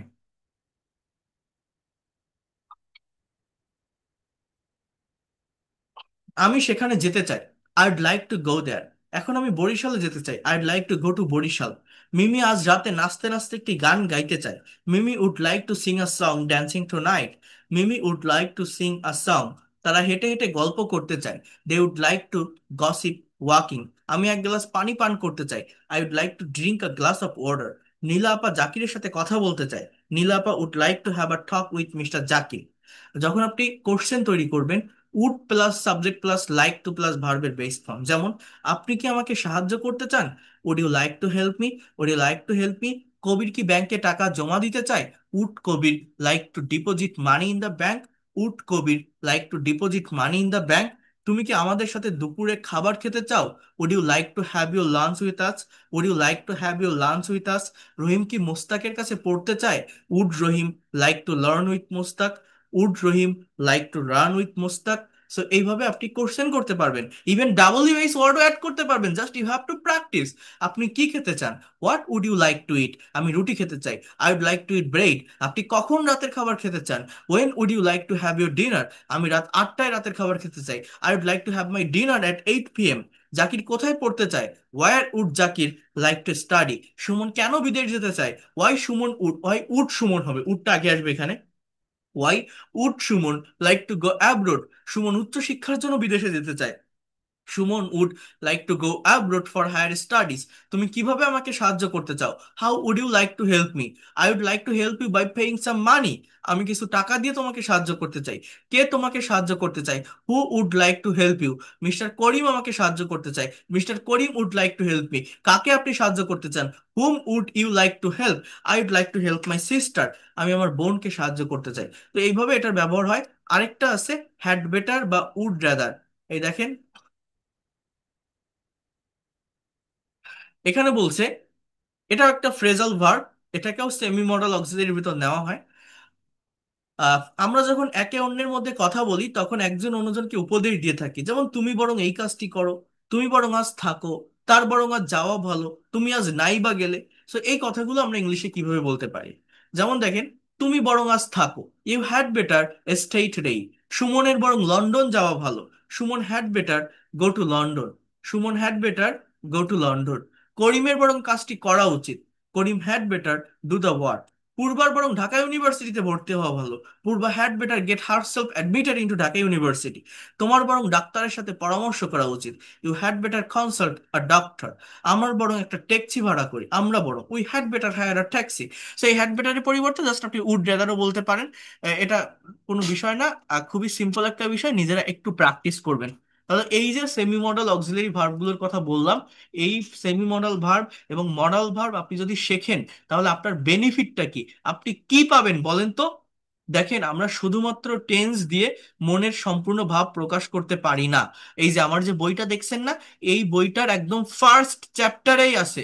এই দেখেন, একদম ফার্স্ট চ্যাপ্টারে এই বিষয়টা আমি লিখেছিলাম বা দিয়েছিলাম। এই দেখেন, আমি কি বলছি, 12টা টেন্স জানা থাকলেও আমরা 12টা টেন্স ব্যবহার করে বিভিন্ন ধরনের বাক্য তৈরি করি। কিন্তু আমাদের মনে রাখতে হবে যে 12টি টেন্স এর গঠন আমাদের মনের ভাব প্রকাশ করতে পারে না। মনের এই সম্পূর্ণ ভাব প্রকাশের জন্য আমাদের মডাল এবং সেমি মডাল এর ব্যবহার সঠিক ব্যবহার জানতে হবে। দেখছেন? এই দেখেন, আমি একবার একটু পড়ে যাই, মনোযোগ দেন। আই গো টু স্কুল, এটা present indefinite tense. I went to school, I will go to school. I am going two school, I was going to school, I will be going two school, I have গান two school, I had গান to school after my father came home. I will have gone to school. I have been going to school since morning. I had been going to school since morning. I will have been going to school since morning. দেখছেন? এগুলো হচ্ছে 12টা tense. এই 12টা tense দিয়ে আমি গো ভার্বের ব্যবহার করছি প্রত্যেকটা সেন্টেন্সে। একটা পার্টিকুলার ভার্বকে সর্বোচ্চ কতগুলো ওয়েতে কতগুলো টাইম আপনি নিতে পারেন। তো যদি 12টা টেন্স আপনার জানা থাকে, 12 ভাবে আপনি পাচ্ছেন। কিন্তু এটা আপনার মনের ভাব প্রকাশের জন্য যথেষ্ট নয়। এই যে মডেলটা আমরা শিখলাম, কেন?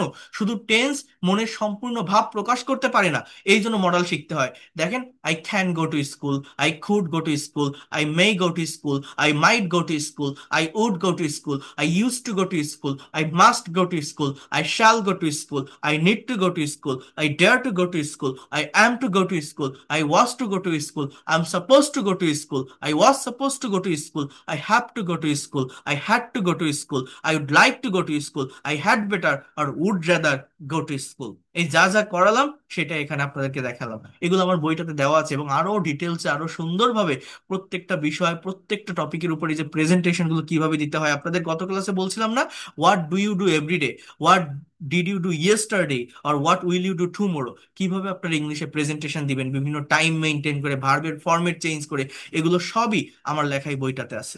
তো যাই হোক, যেটা আমি বলছি সেটা হচ্ছে, মডাল ভার্বটা আপনারা প্র্যাকটিস করবেন যদি সত্যিকার অর্থে ইংলিশটা শিখতে চান। কারণ এই মডাল ভার্বের সঠিক ব্যবহারটা জানা থাকলে ইংলিশে কথা বলা প্লাস লেখা অনেক ইজি হয়ে যায়, অনেক সহজ হয়ে যায়। আবারও বলছি, এই মডাল ভার্ব অনেক বড় একটা জায়গা দখল করে ইংলিশ ল্যাঙ্গুয়েজে। এখন আমি আপনাদের একটা প্র্যাকটিক্যাল কনভারসেশন দেখাবো, তারপরে আমি শেষ করব। এরপর আরেকটা বিষয় আমি বলবো, আমি গতকাল ভার্বের কিছু ফর্ম দিয়েছিলাম, সেটা প্র্যাকটিসের একটা ওয়ে আছে, আমি সেটা বলবো। তো তার আগে আমি একটু এই কনভারসেশনটা দেখাই, কারণ আমরা যা পড়বো সেটাকে যাতে করে আমরা প্র্যাকটিক্যালি অ্যাপ্লাই করতে পারি, প্র্যাকটিক্যালি যাতে সেটাকে আমরা নিতে পারি, আমরা শিখতে পারি, এইটা আমাদেরকে ফোকাস করতে হবে, এইটা আমাদেরকে মনোযোগ দিতে হবে। কারণ প্র্যাকটিক্যালি যদি আপনি কোনো কিছু না শিখতে পারেন, তাহলে আপনি কিভাবে ভাষার অ্যাকচুয়াল ডেভেলপমেন্টটা পাবেন? এটা আমাদের দরকার, এটা আমাদেরকে অবশ্যই অবশ্যই নিতে হবে। আবারও বলছি, প্র্যাকটিক্যালি যে কোনো বিষয়কে প্র্যাকটিস করতে হবে। এখানে একটা বাংলা কনভারসেশন আছে।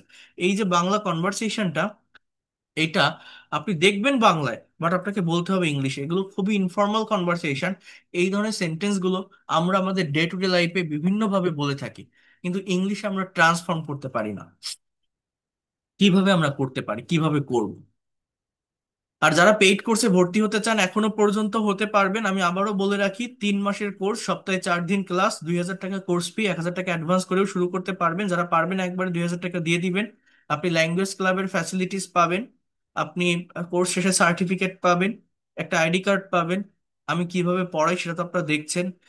এক মাস ক্লাস হয়ে গেলে অন টু অন সেশন পাবেন, যে একটা স্টুডেন্ট কতটুকু বুঝলো, সে বুঝতে পারলো কিনা বেসিক ক্লাস করে। আর one to one speaking test আমি তার নিয়ে থাকি, এবং প্রত্যেকটা ক্লাস শেষে রেকর্ড এবং পিডিএফ ফাইল পাবেন। কেউ কোনো ক্লাস মিস করলে আবার দেখতে পারবেন। 2,000 টাকা কোর্স ফি, সপ্তাহে 4 দিন ক্লাস, শনি সোম বুধ শুক্র, রাত 10টা থেকে 11টা। পেইড কোর্সের ক্লাসগুলো শুরু হবে 27 তারিখ, এই মাসেরই 27শে সেপ্টেম্বর, অর্থাৎ আগামী শনিবার থেকে। যারা এখনো পর্যন্ত করতে চান, দ্রুত ভর্তি কনফার্ম করবেন, তাহলে একদম শুরু থেকে ধারাবাহিকভাবে ল্যাঙ্গুয়েজটা শিখতে পারবেন। আমি বলে রাখলাম, আর আমি কিভাবে পড়াই, কিভাবে বুঝাই, কি আছে এখানে আপনি সব দেখছেন। আমি তো কোনো রংচটা বিজ্ঞাপন দিয়ে ক্লাস নিচ্ছি না, আমি ফ্রি ক্লাস করাচ্ছি, দেখাচ্ছি, লং টাইম ধরে প্রত্যেকটা ক্লাস নিচ্ছি। এবার যদি আপনার ভালো লাগে, যদি মনে হয় এই লোকটা পড়াতে পারে, বুঝাতে পারে, টেকনিক ভালো, হয়তো শিখতে পারবো, আমি একটা মেন্টরের অধীনে থেকে একটা গোছানো পদ্ধতিতে এগোতে চাই, আমি এই ল্যাঙ্গুয়েজটাকে নিজের অ্যাসেট বা সম্পদ হিসাবে নিতে চাই, নেক্সট জেনারেশনকে শেখাতে চাই, বা যদি আপনি আমাকে পজিটিভ মাইন্ডে নিতে পারেন, আপনি আসতে পারেন, এতটুকু বলতে পারে আপনি ব্যর্থ হবেন না। I will take your full responsibility. Free ক্লাসে কেউ গুরুত্ব দেয় না, ওই ওই লোকটা তো ক্লাস নেয়, ও তো প্রতিদিন নেয়, দেখি কি নিচ্ছে একটু দেখে আসি, হ্যাঁ, আবার একটু ভাত খেয়ে আসি, একটু টিভি দেখে আসি, আবার একটু জয়েন করি। আমি আজকে ক্লাস নিলাম না, আপনার কিছু করার আছে? নেই। এখানে ওই ফর্মাল প্রসেসটা মেনটেন করা হয় না। বাট আপনি যখন পেইড কোর্সে আসবেন, আপনি আমাকে টাকা দিচ্ছেন, আপনার একটা রেসপন্সিবিলিটি থাকবে। আমি আপনার কাছে টাকা নিচ্ছি, আমার একটা রেসপন্সিবিলিটি থাকবে। একটা ওয়েল অর্গানাইজড ওয়েতে ল্যাঙ্গুয়েজটা আপনারা শিখতে পারবেন। এবং আপনি নিজে ইমাজিন করে দেখেন, আপনি ভাষা শিখতে যাচ্ছেন। আপনি আজকে আমার কাছে লাইভ ক্লাস করছেন, কালকে ইউটিউব থেকে ক্লাস করছেন, পরের দিন ফেসবুক পেজে একটা ক্লাস দেখছেন। এই বিভিন্ন জায়গা থেকে দেখতে থাকলে দিনের পর দিন, মাসের পর মাস, বছরের পর বছর যেতে থাকে। আপনাকেও শিখে যেতে হবে, এটা আপনি শেষ নামাতে পারবেন না যদি না আপনি গোছানো পদ্ধতিতে এগোন। যদি আপনি এটা বুঝতে না পারেন আমি কোন জায়গা থেকে শুরু করব, কোথায় শেষ করব, এই ভাষার ভিতরে কি আছে, কোন টপিকের সাথে কোন টপিক কানেক্টেড, কোনটার পর কোনটা পড়তে হবে, এটা না জানলে কখনো ভাষা শেখা যায় না, সারা জীবন শিখে যেতে হয়। আমার এখানে আপনারা সেটা পাবেন, একদম গোছানো পদ্ধতিতে এগোতে পারবেন। পেইড কোর্সের মেইন বেনিফিট হচ্ছে টু ওয়ে কমিউনিকেশন। এটা সায়েন্স না বা ম্যাথ না, আমি পড়ালাম, আপনি জাস্ট শিখলেন।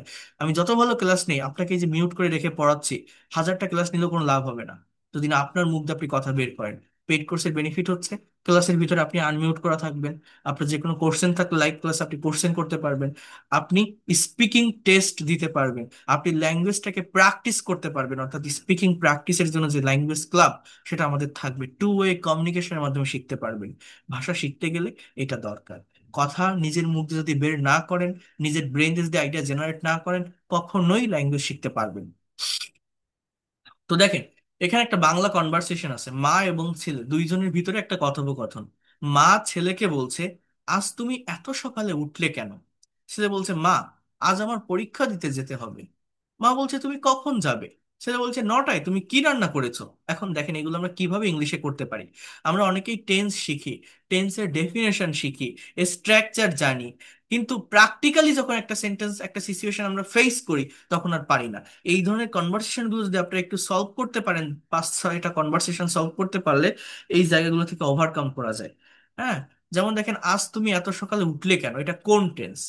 অনেকে বলবে যে উঠলে কেন, আজ। আজ তাহলে এটা প্রেজেন্ট ইনডিফিনিট টেন্স। অনেকে বলবে প্রেজেন্ট পারফেক্ট টেন্স, অনেকে বলবে পাস্ট ইনডিফিনিট টেন্স, তাই না?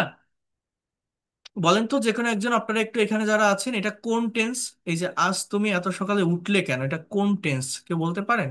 এই যে বাক্যটা কোন tense? Anyone can say that? হ্যাঁ,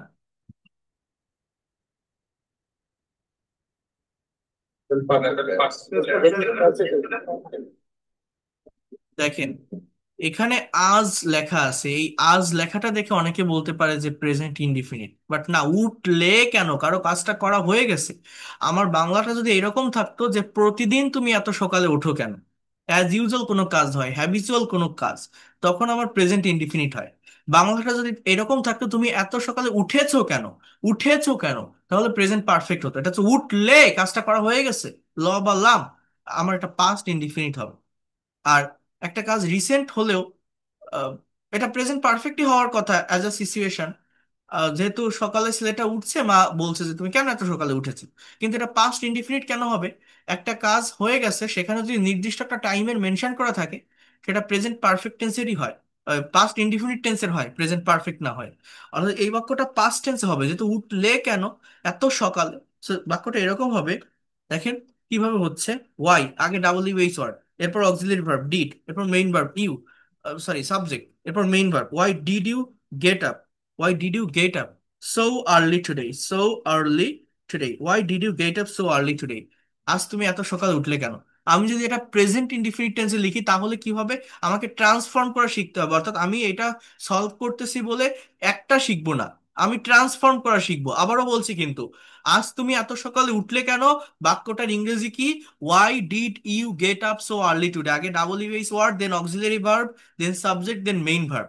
আমি যদি এখন বলি তুমি এত সকালে ওঠো কেন, why do you get up so early today, why do you get up, তুমি এত সকালে উঠেছো কেন, why have you got up so early today, why have you got up so early today. Why did you get up, why do you get up, why have you got up. ঠিক আছে? এবার মা, ছেলে বলছে, মা, আজ আমার পরীক্ষা দিতে যেতে হবে। এটা কোন টেন্স?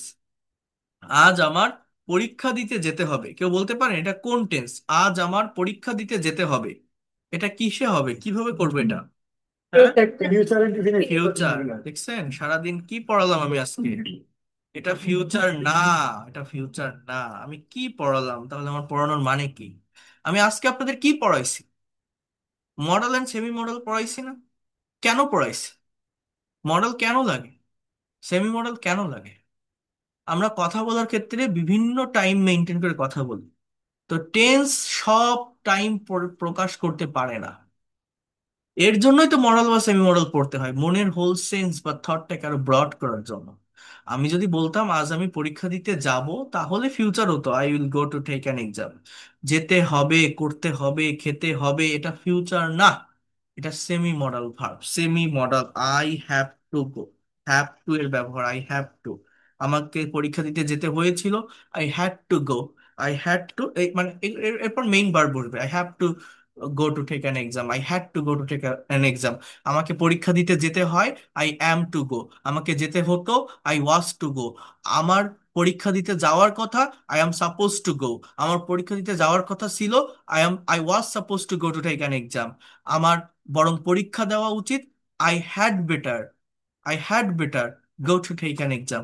আমি পরীক্ষা দিতে চাই, I would like to, I'd like to, আমি যেতে চাই, I'd like to go to take an exam. দেখছেন, এই যেটা পড়ালাম লাস্টের দিকে সেইটা দিয়েই আমি সেন্টেন্স গুলো বলছি। এটা বলতে হবে, এইটাই ল্যাঙ্গুয়েজ। মা বলছে তুমি কখন যাবে, এইটা ফিউচার ইনডিফিনিট টেন্স। এইখানে হচ্ছে when, double US word, then will, then you, then go. When will you go, when will you go অর্থ কি? তুমি কখন যাবে। কোন টেন্স? Future indefinite tense. এই দিয়ে অন্যান্য টেন্স প্র্যাকটিস করতে পারেন। দেখেন আমি কিভাবে শিখাই আমার স্টুডেন্টসদেরকে। আমাকে কম্পেয়ার করতে হবে, আমি একটার ভিতর সীমাবদ্ধ থাকবো না। কম্পেয়ারটা কি? দেখেন, আমি যদি বলি তুমি কখন যাও, when do you go, when do you go. তুমি কখন গিয়েছিলে, when did you go, when did you go. তুমি কখন গিয়েছিলে, তুমি কখন যাবে, ওয়েন উইল ইউ গো। তুমি কখন যাচ্ছ, ওয়েন আর ইউ গোয়িং। তুমি কখন যাচ্ছিলে, ওয়েন ওয়্যার ইউ গোয়িং। তুমি কখন গিয়েছো, একদম চলে গেছে একটা জায়গায়, আমি বলছি তুমি পৌঁছায় গিয়েছো, তুমি কখন গিয়েছো, when have you gone, when have you gone. কয়টা বললাম? সাতটা। এই সাতটা টেন্স মোস্ট অ্যাক্টিভ, এদেরকেই প্র্যাকটিস করবেন। ওয়েন ডু ইউ গো, তুমি কখন যাও। ওয়েন ডিড ইউ গো, তুমি কখন গিয়েছিলে। ওয়েন উইল ইউ গো, তুমি কখন যাবে। ওয়েন আর ইউ গোয়িং, তুমি কখন যাচ্ছ। ওয়েন ওয়ার ইউ গোয়িং, তুমি কখন যাচ্ছিলে। When will you be going, তুমি কখন যেতে থাকবে। ওয়েন হ্যাভ ইউ গন, তুমি কখন গিয়েছো। ছেলে বলছে নটায়, তুমি কি রান্না করেছো। সার্টেন টাইমের আগে অ্যাট প্রিপোজিশন বসে, অ্যাট 9 AM। তুমি কি রান্না করেছো, করেছো, গিয়েছো, থেকেছো, খেয়েছো, নিয়েছো, দিয়েছো, এগুলো প্রেজেন্ট পারফেক্ট টেন্সের স্ট্রাকচার, অর্থাৎ হোয়াট হ্যাভ ইউ কুক। তুমি কি রান্না করেছো, what have you cook, what have you cook. তাহলে এটাকে যদি আমরা ট্রান্সফর্ম করি কেমন দাঁড়ায়? আমি যদি বলি তুমি কি রান্না করো, হোয়াট ডু ইউ কুক। তুমি কি রান্না করেছিলে, হোয়াট ডিড ইউ কুক। তুমি কি রান্না করবে, হোয়াট উইল ইউ কুক। তুমি কি রান্না করতেছো, what are you cooking, what are you cooking, what are you cooking. তুমি কি রান্না করতেছিলে, what were you cooking, what were you cooking. তুমি কি রান্না করতেছিলে, হোয়াট ওয়ার ইউ কুকিং। তুমি কি রান্না করতে থাকবে, what will you be cooking, what will you be cooking. তুমি কি রান্না করেছো, হোয়াট হ্যাভ ইউ কুকড। আমি কিছুই রান্না করিনি, তুমি কি খাবে। তাহলে আই হ্যাভেন্ট, অর্থাৎ I have not cooked anything, cooked anything. আমি কিছুই রান্না করিনি, I have not, COOKED, cooked anything. হ্যাঁ, তুমি কি খাবে, অর্থাৎ হোয়াট উইল ইউ ইট। তুমি কি খাও, হোয়াট ডু ইউ ইট। তুমি কি খেয়েছিলে, হোয়াট ডিড ইউ ইট। তুমি কি খাইতেছো, হোয়াট আর ইউ ইটিং। তুমি কি খাচ্ছিলে, হোয়াট ওয়ার ইউ ইটিং। তুমি কি খেতে থাকবে, what will you be eating. তুমি কি খেয়েছো, what have you eaten, what have you eaten. Okay, so you have to practise it. এবার ছেলে বলছে তুমি যা তাড়াতাড়ি তৈরি করতে পারবে সেইটা করো। কি বলছে? তুমি যা তাড়াতাড়ি তৈরি করতে পারবে। এখানে দুটো ক্লজ আছে, দুটো ক্লজ মানে আলাদা দুইটা সাবজেক্ট, আলাদা দুইটা ভার্ব। অর্থাৎ প্লিজ ডু ইট। দেখেন এটাকে কি বলতে পারেন আপনি, একটু নিজের মতো করে বলেন। Please do it fast or quickly, please do it. এবার আপনি এখান থেকে বলেন যে whatever you can, please do it whatever you can prepare quickly, please do it whatever you can prepare quickly, বা whatever can be prepared first please do it for me. মা বলছে পরোটা খাবে কি, will you eat bread. মা বলছে দইও রয়েছে, yogurt is also ready. দই ইংরেজি কি, কার্ড আর ইয়োগার্ট? ছেলে বলছে, না মা, কোনো তরকারি রান্না করো। No mother, please cook some curry. মা বলছে, কি তরকারি তুমি বলো, what kinds of curry will I cook, please tell me, please tell me what kinds of curry will I cook. ছেলে বলছে, পালং শাক আর আলুর তরকারি। পালং শাক ইংরেজি কি? Spinach. Spinach with potato curry. Okay, anything else? ছেলে বলছে, কোনো মিষ্টি জিনিসও কি পেতে পারি? এটা কিসের ব্যবহার, কোন টেন্স? টেন্স না রে বাবা, এটা মডাল, আমাকে বুঝতে হবে। শুধু টেন্স দিয়ে আমরা মনের সব ভাব প্রকাশ করতে পারি না। তাহলে কি হবে এটা? মডাল। যেমন কোনো মিষ্টি জিনিসও কি পেতে পারি, ক্যান মানে পারা, হ্যাভ মানে বা গেট মানে পাওয়া। So can I have, you can say that, can I have, can I have some sweet dish too, can I have some sweet dish too, can I have some sweet dish too. মা বলছে, তুমি কি গাজরের হালুয়া খাবে? Will you take carrot dessert? Halwa ইংরেজি হালুয়া বলতে পারেন, বা ডিজার্ট, হ্যাঁ, মিষ্টান্ন যেটাকে বলা যেতে পারে। হ্যাঁ, না, এটা করতে অনেক দেরি হয়ে যাবে, it will take too long, I think payesh আরো তাড়াতাড়ি হবে। সো ডেজার্ট উইল বি, বা পায়েস, এটা নাউনের নাম ধরেও আপনি রাখতে পারেন। উইল বি রেডি সুন, আরো তাড়াতাড়ি হবে, উইল বি রেডি সুন। হ্যাঁ, আহ, তাহলে তাহলে আপনি কি বলতে পারেন? Will you, will you eat carrot dessert? হ্যাঁ, অর ক্যারট হালুয়া আপনি বলতে পারেন। No, it will take too long, I think dessert will be ready soon. কিন্তু দুধ কম রয়েছে, but there is little milk. ছেলে বলছে, ঠিক আছে, তাহলে আমি দই চিনি দিয়ে খাবো। Okay, then I will take yoghurt with sugar, I will take yoghurt with sugar. মা বলছে, দেখো দেরি হয়ে যাচ্ছে, ইটস গেটিং লেট, আগে গোসল করে নাও, please take your bath firstly, please take your bath firstly, আগে গোসল করে নাও। হ্যাঁ, কি বলছে? যে টেক ইউর বাথ ফার্স্টলি। এবার ছেলে বলছে, কিন্তু প্রথমে আমাকে জুতো পালিশ করতে হবে, এটাও কিন্তু ওই হ্যাভ টু এর ব্যবহার, but firstly I have two polish my shoes, I have two polish my shoes. মা বলছে, তুমি গতকাল করনি? এটা এটা কি জানেন? পাস্ট ইনডিফিনিট টেন্সের নেগেটিভ ইন্টারোগেটিভ। যেমন আমি যদি বলি, আহ, দেখেন, আমি যদি বলি যে তুমি এটা করেছিলে, ইউ ডিড ইট, তুমি এটা করনি, ইউ ডিডেন্ট ডু ইট। অর্থাৎ এই ডিডেন্টটা বাইরে থেকে আসতেছে, আমার নেগেটিভ করার জন্য লাগবে। আর মেইন যে ডিড, এটা প্রেজেন্ট ফর্মে চলে আসতেছে, ইউ ডিডেন্ট ডু ইট। তুমি কি এটা করেছিলে? Did you do it? তুমি এটা করনি? Didn't you do it? তুমি এটা গতকাল করনি? Didn't you do it yesterday? Didn't you do it yesterday? সে বলছে, না, মনে ছিল না, আই ফরগট ইট। আজ আমাকে বিশ্ববিদ্যালয়ে যেতে হবে, today I have to go to my university. Have to plus V one, go, I have to go to my university. মা বলছে, পলিশ করতে করতে শুধু শুধু সময় নষ্ট করবে, you will just waste your time by polishing. সে বলছে, না মা, আজ আমার অনেক বন্ধুর সাথে দেখা করতে হবে, এখানেও দেখা করতে হবে। Today I have to meet with many friends, have to meet. মা বলছে, ঠিক আছে, তাড়াতাড়ি করো, আমি রান্নাঘরে যাচ্ছি।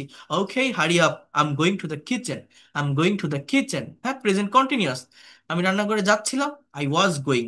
আমি যাব, আই উইল গো। আমি যেতে থাকবো, আই উইল বি গোয়িং। মা বলছে, ছেলে বলছে, আমার গোসল হয়ে গেছে, খাবার দিয়ে যাও। কি বলতে পারি? I have completed my bath, please give me food. মা বলছে, আমি ইতিমধ্যে বেড়ে দিয়েছি, প্রেজেন্ট পারফেক্ট টেন্স, ইংলিশ কি? আই হ্যাভ অলরেডি, ইতিমধ্যে, অলরেডি সার্ভ। বেড়ে দেওয়া ইংরেজি কি? সার্ভ করা। I have already serve your food, আমি ইতিমধ্যে বেড়ে দিয়েছি, I have already serve your food. আচ্ছা, আমি যাচ্ছি, দোয়া করো। আচ্ছা, যাই হোক। তো এই যে কনভারসেশনটা দেখছেন, এই যে আমি বাংলা পড়লাম, ইনস্ট্যান্টলি ইংলিশে বললাম, এইটা আপনাকে বলা শিখতে হবে। আমাদের মাতৃভাষা বাংলা, প্রাইমারি লেভেলে আপনি ইংলিশে যে কোনো কিছু লিখতে চান বা বলতে চান, আমাদের ব্রেইনে আগে বাংলাটা চলে আসে, দেন সেটাকে কনভার্ট করে সাজিয়ে গুছিয়ে আমরা ইংলিশে লেখার বা বলার চেষ্টা করি। কিন্তু যদি এই ধরনের প্র্যাকটিক্যাল, একদিনে বুঝতে পারবেন না বিষয়টা ডেভেলপমেন্ট কতটা। এটা আমার পেইড কোর্সের স্টুডেন্টদের যখন 1 মাস ক্লাস হয়ে যায়, tense, model, semi model, passive ভালোভাবে বোঝানোর পর, তাদের প্র্যাকটিক্যাল প্র্যাকটিসের জন্য এই ধরনের কনভারসেশনগুলো আমি সলভ করিয়ে থাকি। তো আপনি যদি 5-7টা কনভারসেশন অ্যাটলিস্ট সলভ করতে পারেন, ইউ ক্যান ইমাজিন দ্যাট, আপনি কল্পনা করতে পারবেন যে, পারবেন না, ক্যান নট ইমাজিন দ্যাট, যে কত দ্রুত ল্যাঙ্গুয়েজটাকে ডেভেলপ করছেন। যে কোনো কিছু ভাবলে সেটাকে ইংলিশে ইনস্ট্যান্টলি ট্রান্সফর্ম করতে পারছেন, কোনো ধরনের কনফিউশন ছাড়া। এটা করতে হয়। আরে ইংলিশ শিখবেন, মজায় মজায় শিখবেন, প্লেজারের সাথে শিখবেন। কঠিন কেন মনে হবে? প্র্যাকটিক্যালি শিখবেন, একটা ভাষার মতো করে শিখবেন। কঠিন না। আপনি আমার কাছে আসেন, আমি আপনাকে এক্সপার্ট করে দিব। আমি এইভাবেই প্রত্যেকটা স্টুডেন্টকে শিখিয়ে থাকি, প্রত্যেকটা স্টুডেন্টকে পড়িয়ে থাকি। আপনি কেন পারবেন না? আপনার কোথায় সমস্যা হবে বলেন? আপনাকে পারতেই হবে। তো এই হচ্ছে বিষয়। আমি আবারও জানিয়ে রাখছি সবাইকে, যারা এখনো পর্যন্ত ক্লাসটা করছেন, আমাদের পেইড কোর্সের আর সিট খুব বেশি নাই। যদি কেউ এখনো পর্যন্ত ভর্তি হতে চান তো জানাবেন। আমি নাম্বারটাও এখানে দিয়ে দিছিলাম। এইভাবে গুগল মিটের মাধ্যমে ক্লাস হবে। এটা complete course of English language. এই কোর্সটা থেকে আপনি basic grammar, spoken English, writing, conversation, presentation, translation সবকিছুই পাবেন।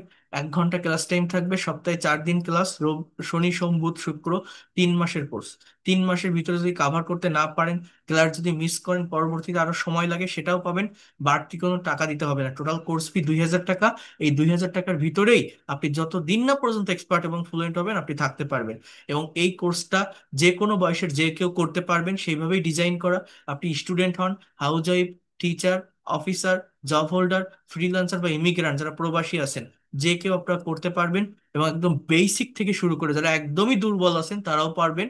বেসিক থেকে শুরু করে অ্যাডভান্স লেভেলের প্রত্যেকটা বিষয় আমি শেখাবো। একজন স্টুডেন্ট শুধু স্পোকেন নয়, সম্পূর্ণ ইংরেজি ভাষাটা যাতে নিজের আয়ত্তে আনতে পারে, সেভাবেই আমি করাবো। তো প্রত্যেকটা ক্লাস শেষে এইভাবেই আপনারা, আমি ফ্রি ক্লাসে আপনাদের রেকর্ড পিডিএফ ফাইল দিচ্ছি।